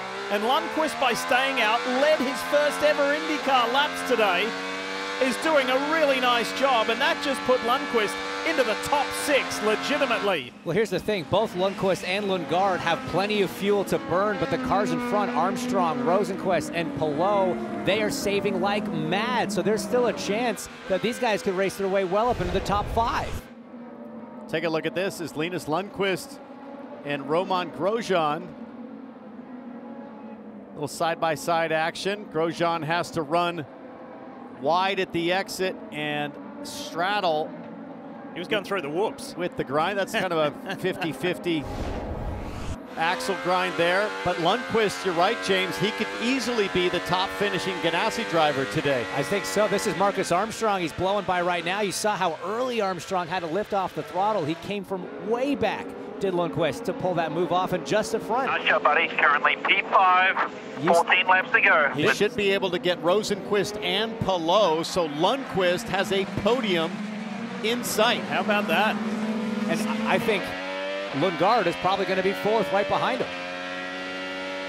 McLaughlin, Power, Palou, and Rosenqvist, who you ride with the AutoNation mobile service. But here comes the flying American Legion Honda of IndyCar rookie Linus Lundqvist. He's just got to be patient here. He doesn't need to force the issue. He's got 14 laps, about to be 13 to go. And he can smell it. He can smell the champagne. He can feel the hardware in his hands, guys. This could be a huge result for the rookie. And think about if he is able to get on the podium, what he's able to do. He's had to go by guys who he has only watched trackside before. Now they're his peers. Now they're his competitors, and one of them is his two-time and defending series champion, Alex Palou. That's Rosenqvist done. Just like that. Turn 5, easily.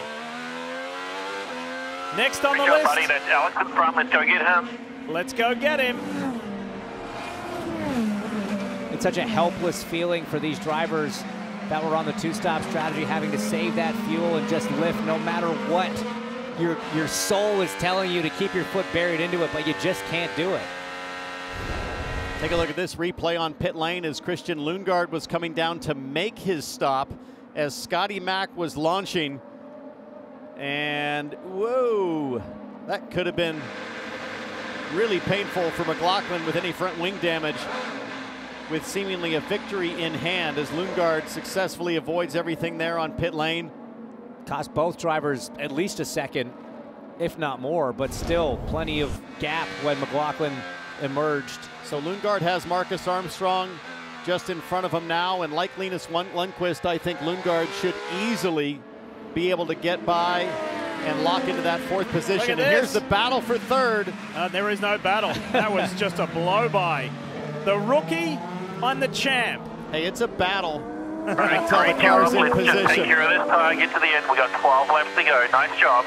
Hear that voice on the radio. That's Blair Julian calling the shots for Linus Lundqvist, and around goes Christian Rasmussen. Also in turn 5. And that calming voice for Lundqvist was with Scott Dixon for some 20 years. This is what happened. It's Canapino on the inside is going to hit the young rookie. And that's a shame for Canapino, who was having a pretty decent race today, because that's going to be a pretty easy call, I think, once again, James, for race control, right front and the left rear of Rasmussen. So a drive-through likely coming for the 78. Yeah, completely agree on that one. No pressure behind, these guys are all saving fuel. No pressure behind. All the guys behind you are saving fuel. The two up ahead, they're going for it. McLaughlin in control. You're watching Kiwi Scott McLaughlin, well and truly in control of this Children's of Alabama Indy Grand Prix. He's got almost 4 seconds over his Team Penske teammate. A week that rocked IndyCar with the news that this team and its drivers were disqualified from the Firestone Grand Prix of St. Petersburg for being outside the rules and regulations about push to pass. And not only McLaughlin, but Joseph Newgarden were DQ'd from that season opener. Will Power was docked 10 championship points. It won't be appealed, it can't be, it won't be overturned, it can't be. And this guy found himself all of a sudden in last place in the championship points. What else could he do?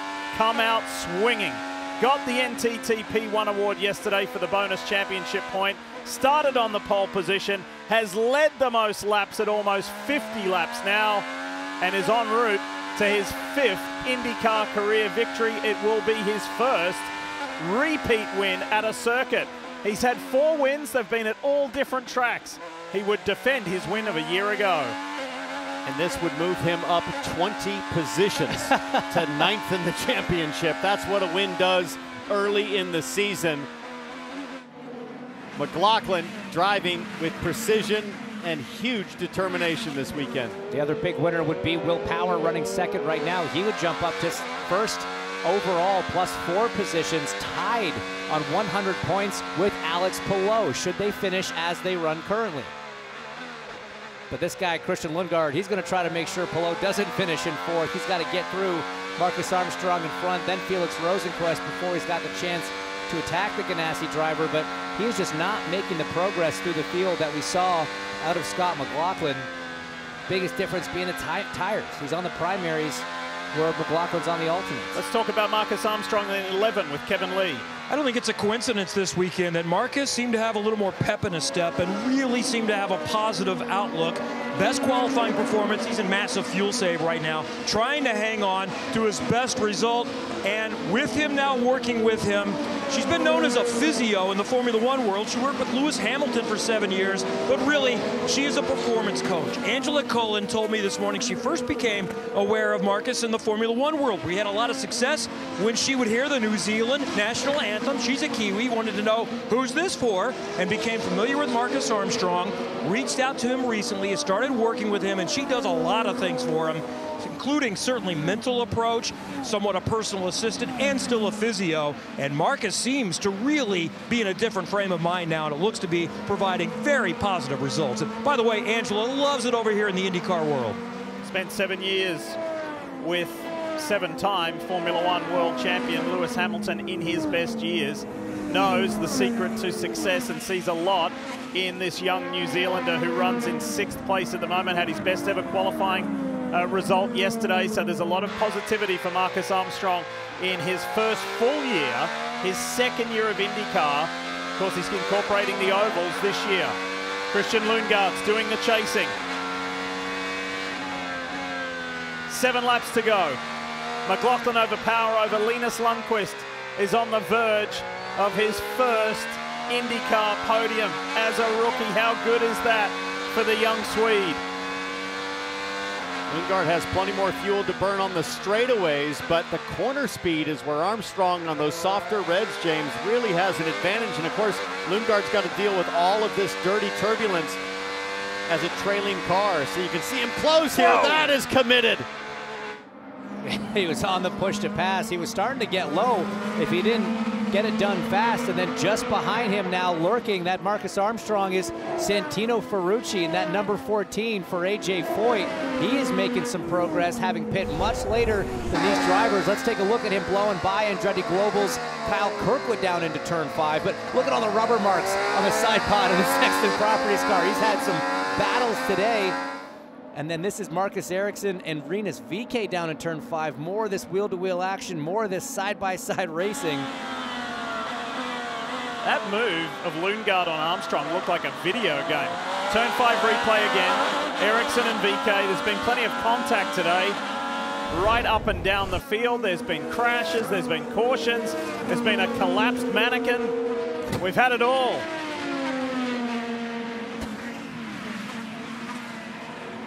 And look at him, he is racing. He wants that position. Armstrong running 7th right now. That is his career best finish. He would match it if he can keep Santino behind, and a big gap just got pulled out there. Maybe a bit of a mistake on the exit from Santino. What a shame for Augustine Canapino. He has been told give up 8 positions for avoidable contact. Fair enough, and there's some avoidable contact happening right now. Yeah, I was just gonna say, he's still working on it. He's saying if I'm going down swinging.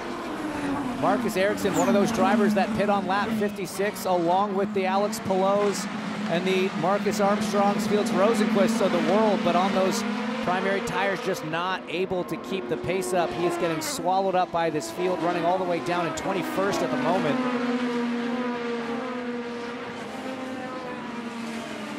And there's Theo Pocher. He's that blue and orange car. Whoa! Rasmussen! Around he goes. Great avoidance from 4 other cars and drivers. Oh, are we going to have a caution with 5 to go? Engine dead stick. There it is. There it is. Oh, boy. This thing is not over yet. And Kyle Moyer and the Good Ranchers Number 3 team at Team Penske said, are you kidding? And this puts Alex Palou potentially back in the game on a restart with fuel to burn and push hard. Look, it's going to be a short caution. We can tell that right now. Palou still has a number to hit. It's not going to be a lot of laps that he's going to get back. This is a McLaughlin Power Lundqvist shootout for the finish here. Here's what happened. Watch the blue and black car. He just lost it in the dirty air. He was running there behind old Teddy Porkchops, as he's affectionately known over at McLaren, Theo Pourchaire. And that dirty air just got the car loose. Great. I've never seen someone save it quite like that. I just want to be clear. He didn't lose it. He just had a slide. He caught it. Well, he did. It's true. But, man, that avoidance, I got to tell you, that is such a loaded-up corner. There's so many marbles on the outside. Well, and all these trailing cars can't see over the rise as they come over, and Rasmussen is 90 degrees to the wind. They did such a good job. One of those was Luca Giotto. The other one was Augustine Canapino. There were 2 others. Ericsson was there as well. They did a great job. That could have been a really ugly collision. However, we've got a bit of drama, a lot of late race drama here, as Scott McLaughlin was en route to a victory, and still maybe, but it's not his yet. It's not his yet, but let's take a look at the push-to-pass remaining for these top 3 drivers. It's still McLaughlin to the good, 80 seconds over Power's 59. Same for Linus Lundqvist. Palou's got all the push-to-pass you want, but again, he's still going to have to save a bit of fuel. Now, 2 laps of yellow should give you, roughly a lap of green. So look at Will Power. He talked about how hot the cockpit is after the aero screen adjustment. It's maybe put a little more air in the cockpit, but less inside his helmet. He was really struggling with just this void of dead air this morning in the warm-up. You got Lundqvist behind you, alternate on, alternate. Scotty in front of you, obviously. Yep. And remember what Will Power told our Kevin Lee earlier today. He wasn't feeling too well. He think he had a case of food poisoning overnight. So to be doing what he's doing now when you don't feel 100% in these conditions, we're in the warmth of Alabama with the aero screen, 90 laps, almost 90 laps in to a very thorough physical test on this undulating Barber Motorsports Park circuit. Quick reminder, Season 2 of 100 Days to Indy this coming Friday, May 3rd, 9 p.m. on the CW. Kevin Lee, what you got? Kyle Moyer is talking to his driver, Scott McLaughlin. Not what you wanted to see. Any concern other than the obvious right now that the race is no longer over? You've got a pretty good guy with Will behind you, but the best thing is he's our teammate. So I think they'll both be smart here on the restart, It's the best cars and everything, so,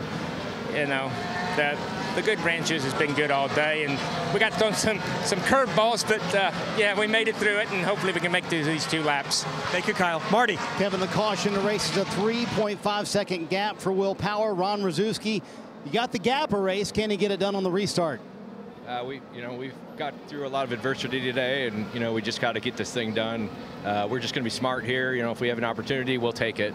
And no team orders here, Diff. Every man for himself. Can Team Penske, after the week they've had, pull off a win here at Barber? Well, points as they run right now, Will Power finds himself in the lead of this championship, tied with Alex Palou. So he doesn't want to throw that away. But let me remind you what it looked like on the last restart with these 2 when they were deep in the field, side by side. Yeah, there were no favors. Absolutely ruthless. No favors given. There'll be 2 to go at the line, Diff. And you've got a rookie sitting in 3rd, having the day of his life. Linus Lundqvist in that blue and white car for Chip Ganassi Racing. He's got the 2-time and defending champion behind him. And the 2 Team Penske cars at the front. Let's finish this one off. Here we go. McLaughlin and Power at the front of the Children's of Alabama Indy Grand Prix.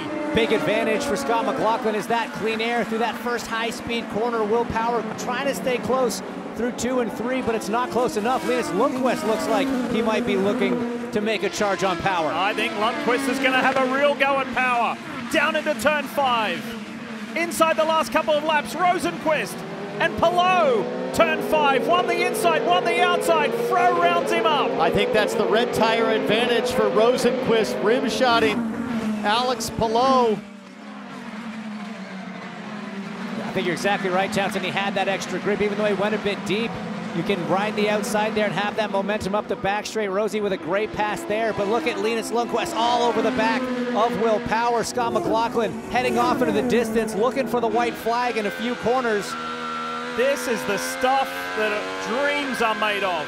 For Linus Lundqvist as a rookie to be chasing down a two-time champion and an Indy 500 winner in Will Power, one of the most famous names in IndyCar history. And pressure behind you. Nice job. Lundqvist with 55 seconds just became eligible on that push to pass, but he doesn't look close enough yet. Here in turn 2, he'll have a great shot going to the brake zone if he can stay close, but James, it just doesn't look like he's got the gap there. It's just a little too much. Certainly, you see the push to pass, everybody being generous on it right now. Palou trying to hang on to that 5th position. Lundgaard behind him, doesn't have much push to pass. This is the battle for the last podium spot. But lots of breathing room for Scott McLaughlin, the thirsty threes, and that meat wagon Teo Pocher around in turn 5. Most of the field's by, they'll probably stay green.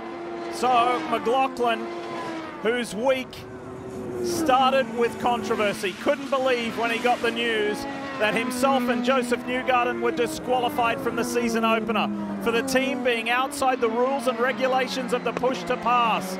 He was last in the championship points after that DQ. He has answered it emphatically. Scotty Mack, McLaughlin wins at Barber for back-to-back years, and Team Penske back on top.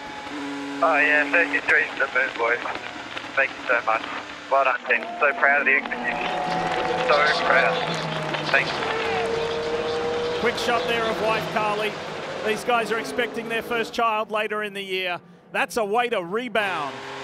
It sure is. And guys, if you were expecting a little bit more of an animated celebration given everything, Scott McLaughlin is exhausted. He has given everything that he's got. This track's so punishing on racing drivers. You can see it in his face, the heat, the physicality of it. He's happy, but he's tired. He's as tired as he is happy, I think, T-Bell. Well, and he really had to keep it together along with Will Power when they made that lap 45 pit stop. That was probably the funnest couple of laps.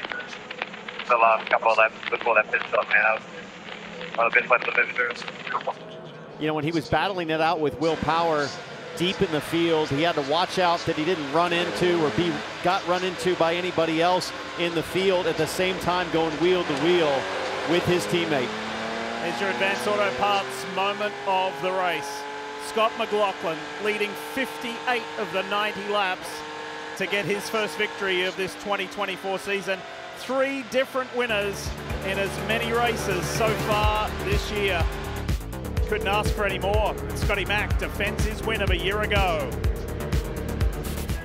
The moment that Scott McLaughlin got his 2024 season back on track. The thirsty threes are headed to the moon, as they say, inside that team, and wife Carly thrilled.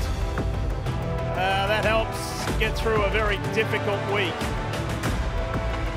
The leaner, meaner Scott McLaughlin, he's about 20 pounds lighter than he was in the off-season, and he's ready for a fight. And he has come out swinging. And he is in victory lane, exactly where he was a year ago here at Barber Motorsports Park. Let's go there now. Let's celebrate with the thirsty threes. Yeah, most notably, how about Linus Lundqvist, his first podium in the NTT IndyCar series? Yeah, absolutely outstanding run for Luke. What a way for Team Penske to answer Scott McLaughlin on the pole. Survived a late restart with his teammate Will Power. Comes through with the win here at Barber Motorsports Park. And after the emotional week, a hug for everybody on the crew. Engineer Ben Bretzman. Was aggressive, moved up, by the way. He is our points leader right now. How about Boy, that? Scott. Herta leading points by 1 over Will Power and 3. After the week at Team Penske, was there a point to prove today?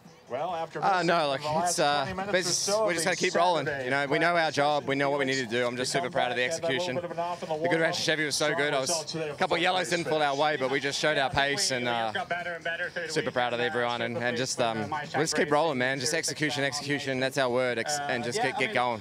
How about this win and where it ranks for you career-wise? Because it's got to be a gratifying one, Scott. Yeah, that's a good one. You know, it's definitely one of my best drives in terms of just execution and and just knocking out the laps, and really happy we could advance to the checkered flag there and bring home a W for Team Penske and for Roger. And sorry, Mum and Dad, I was one race too long, but I know you're watching at home, and yeah, I miss you guys. Tell me about that restart with your teammate Will Power. You saw the caution come out and your lead of 3.5 seconds a race. How worried were you about that restart? I knew our pace. I knew we could control it and be. Obviously, you got to make sure that you don't make a mistake with a guy like Will behind you, and he's always going to push hard. But you know, I knew we had some pace and we could cover him when we needed to, and I was proud of that. How about this jump in the championship standings? Kyle Moyer said you're back in it. You gained 20 spots today. You're now 9th. Let's go. Let's keep going.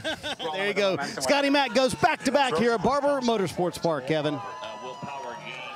Will Power has survived a brutally hot day here to come home second. We're doing a quick change here on national television for you. So let's talk about first the battle with your teammate Scott McLaughlin. You guys went back and forth in the middle of the pack for a little while. What was that racing like? Yeah, I got him, and then he got a run on me, and I didn't want to you know, you don't want two Penske cars out of the race with everything that's been going on. So I was kind of easy on him into turn 1 there, but yeah, I mean, it's hard fought 1-2 for Penske. I mean, yeah, we were certainly fast, but obviously a lot of strategy played into that, and we're able to use our speed to come out in front again. But I made a little mistake. I was kicking myself. I just happened to drop a little. I've been taking the outside line in turn 5, and but it's still, we got back to where we needed to be, and I mean, we had Chevy give us a new engine. The boys did a phenomenal job to get that in such short time, because we had a little issue that, so we'll have to take that other engine back and look at it. But yeah, stoked to have Verizon on the podium again, and man, I'm knocking on the door of a win. It's going to come. Keep pushing for it. You look pretty good, all things considered, how hot it is today, and I know it's still a work in progress to try to find airflow with the aero screen. And then we saw your helmet vent just basically covered up with grass, so you didn't get any airflow. Yeah, no, I was opening my visor at times. There's just zero airflow in the car right now, but I'm sure they'll get it sorted here soon. Well done. Solid day for Will Power. Very much in play for a championship early in the season, Dylan. A solid day as well for Linus Lundqvist. Started 19th, finished career best 3rd, biggest mover of the day. So there was so much excitement, a fist pump. You hollered in your helmet when you got out of the car.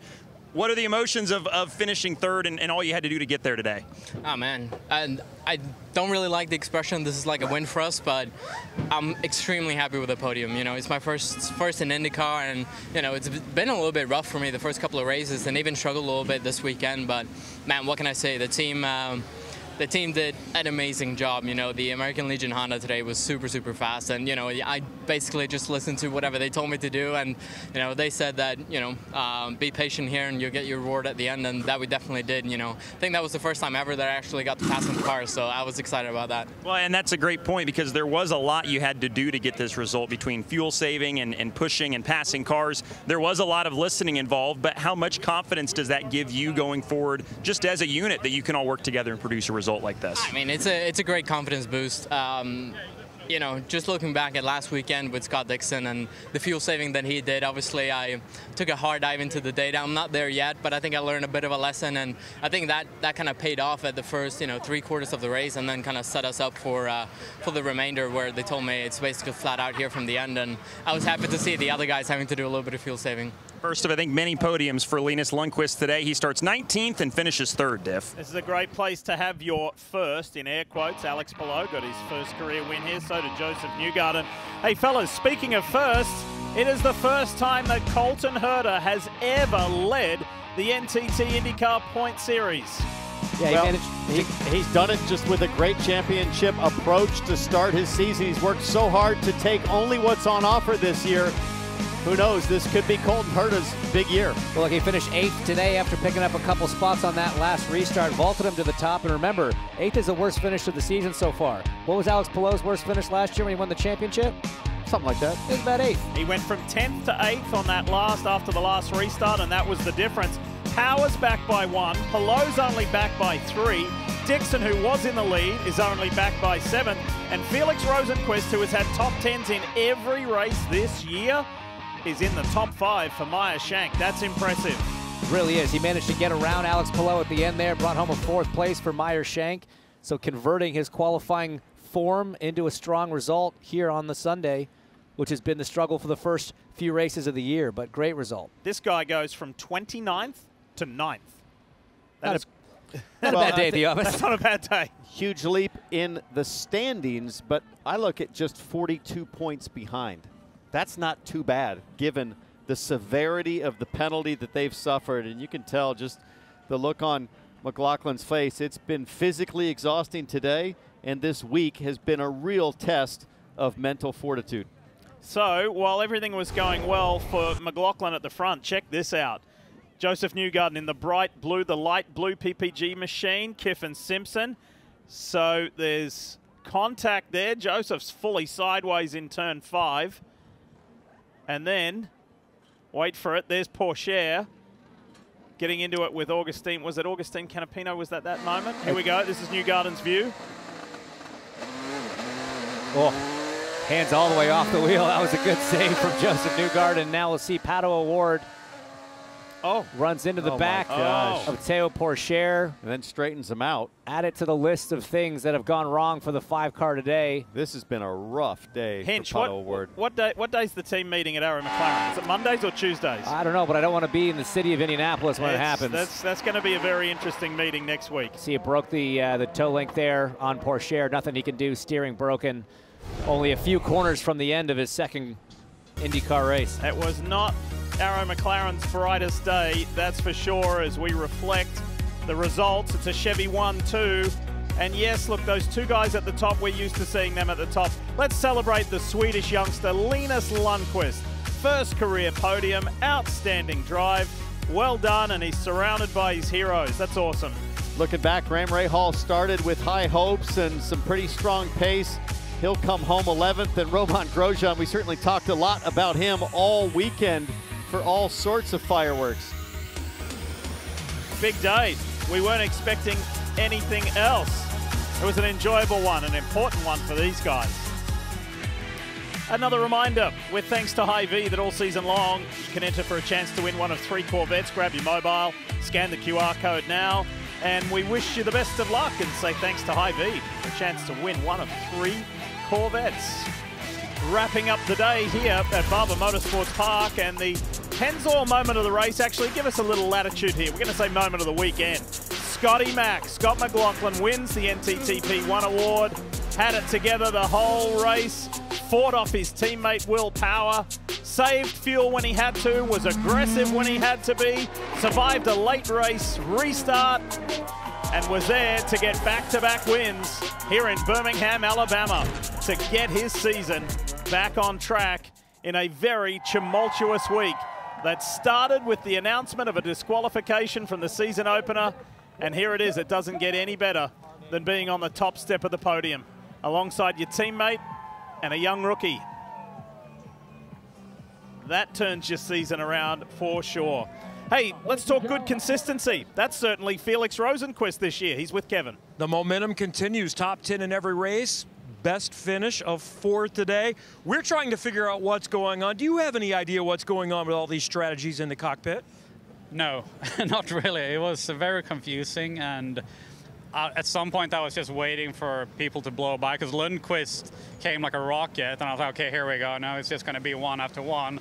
But no, I'm happy we stuck on that 2-stopper the whole race, and we didn't really care what happened around us. We just stuck with that number, which really paid out in the end, because it looked like Armstrong and Palou, they didn't have enough. So they had to do a mega save in the last restart. So I'm happy we just stuck to our program, because it's so easy to get persuaded into pushing more when everyone's around you is on a different strategy. So super proud of the team. Another top 5. Meyer Shank Racing has, you know, I feel like we're getting stronger every week, and we're up there with the big boys, so it's exciting. 5th in the championship for Meyer Shank Racing for Felix Rosenqvist. Dylan? And 5th today at Barber is Alex Palou. So the strategy was the name of the game today. Sometimes you nail it, sometimes it just is what it is. But how frustrating was it just to, at the end, see all those guys kind of go by you?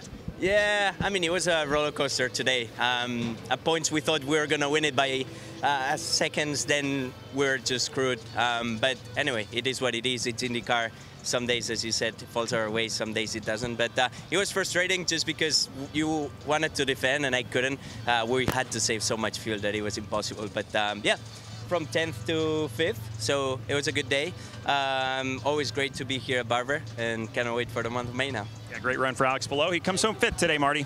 Dylan, we started the day talking to Ben Bretzman, the engineer for Scott McLaughlin. We'll finish the day by talking to him. What impressed you most about your driver's performance today, Ben? Raw pace.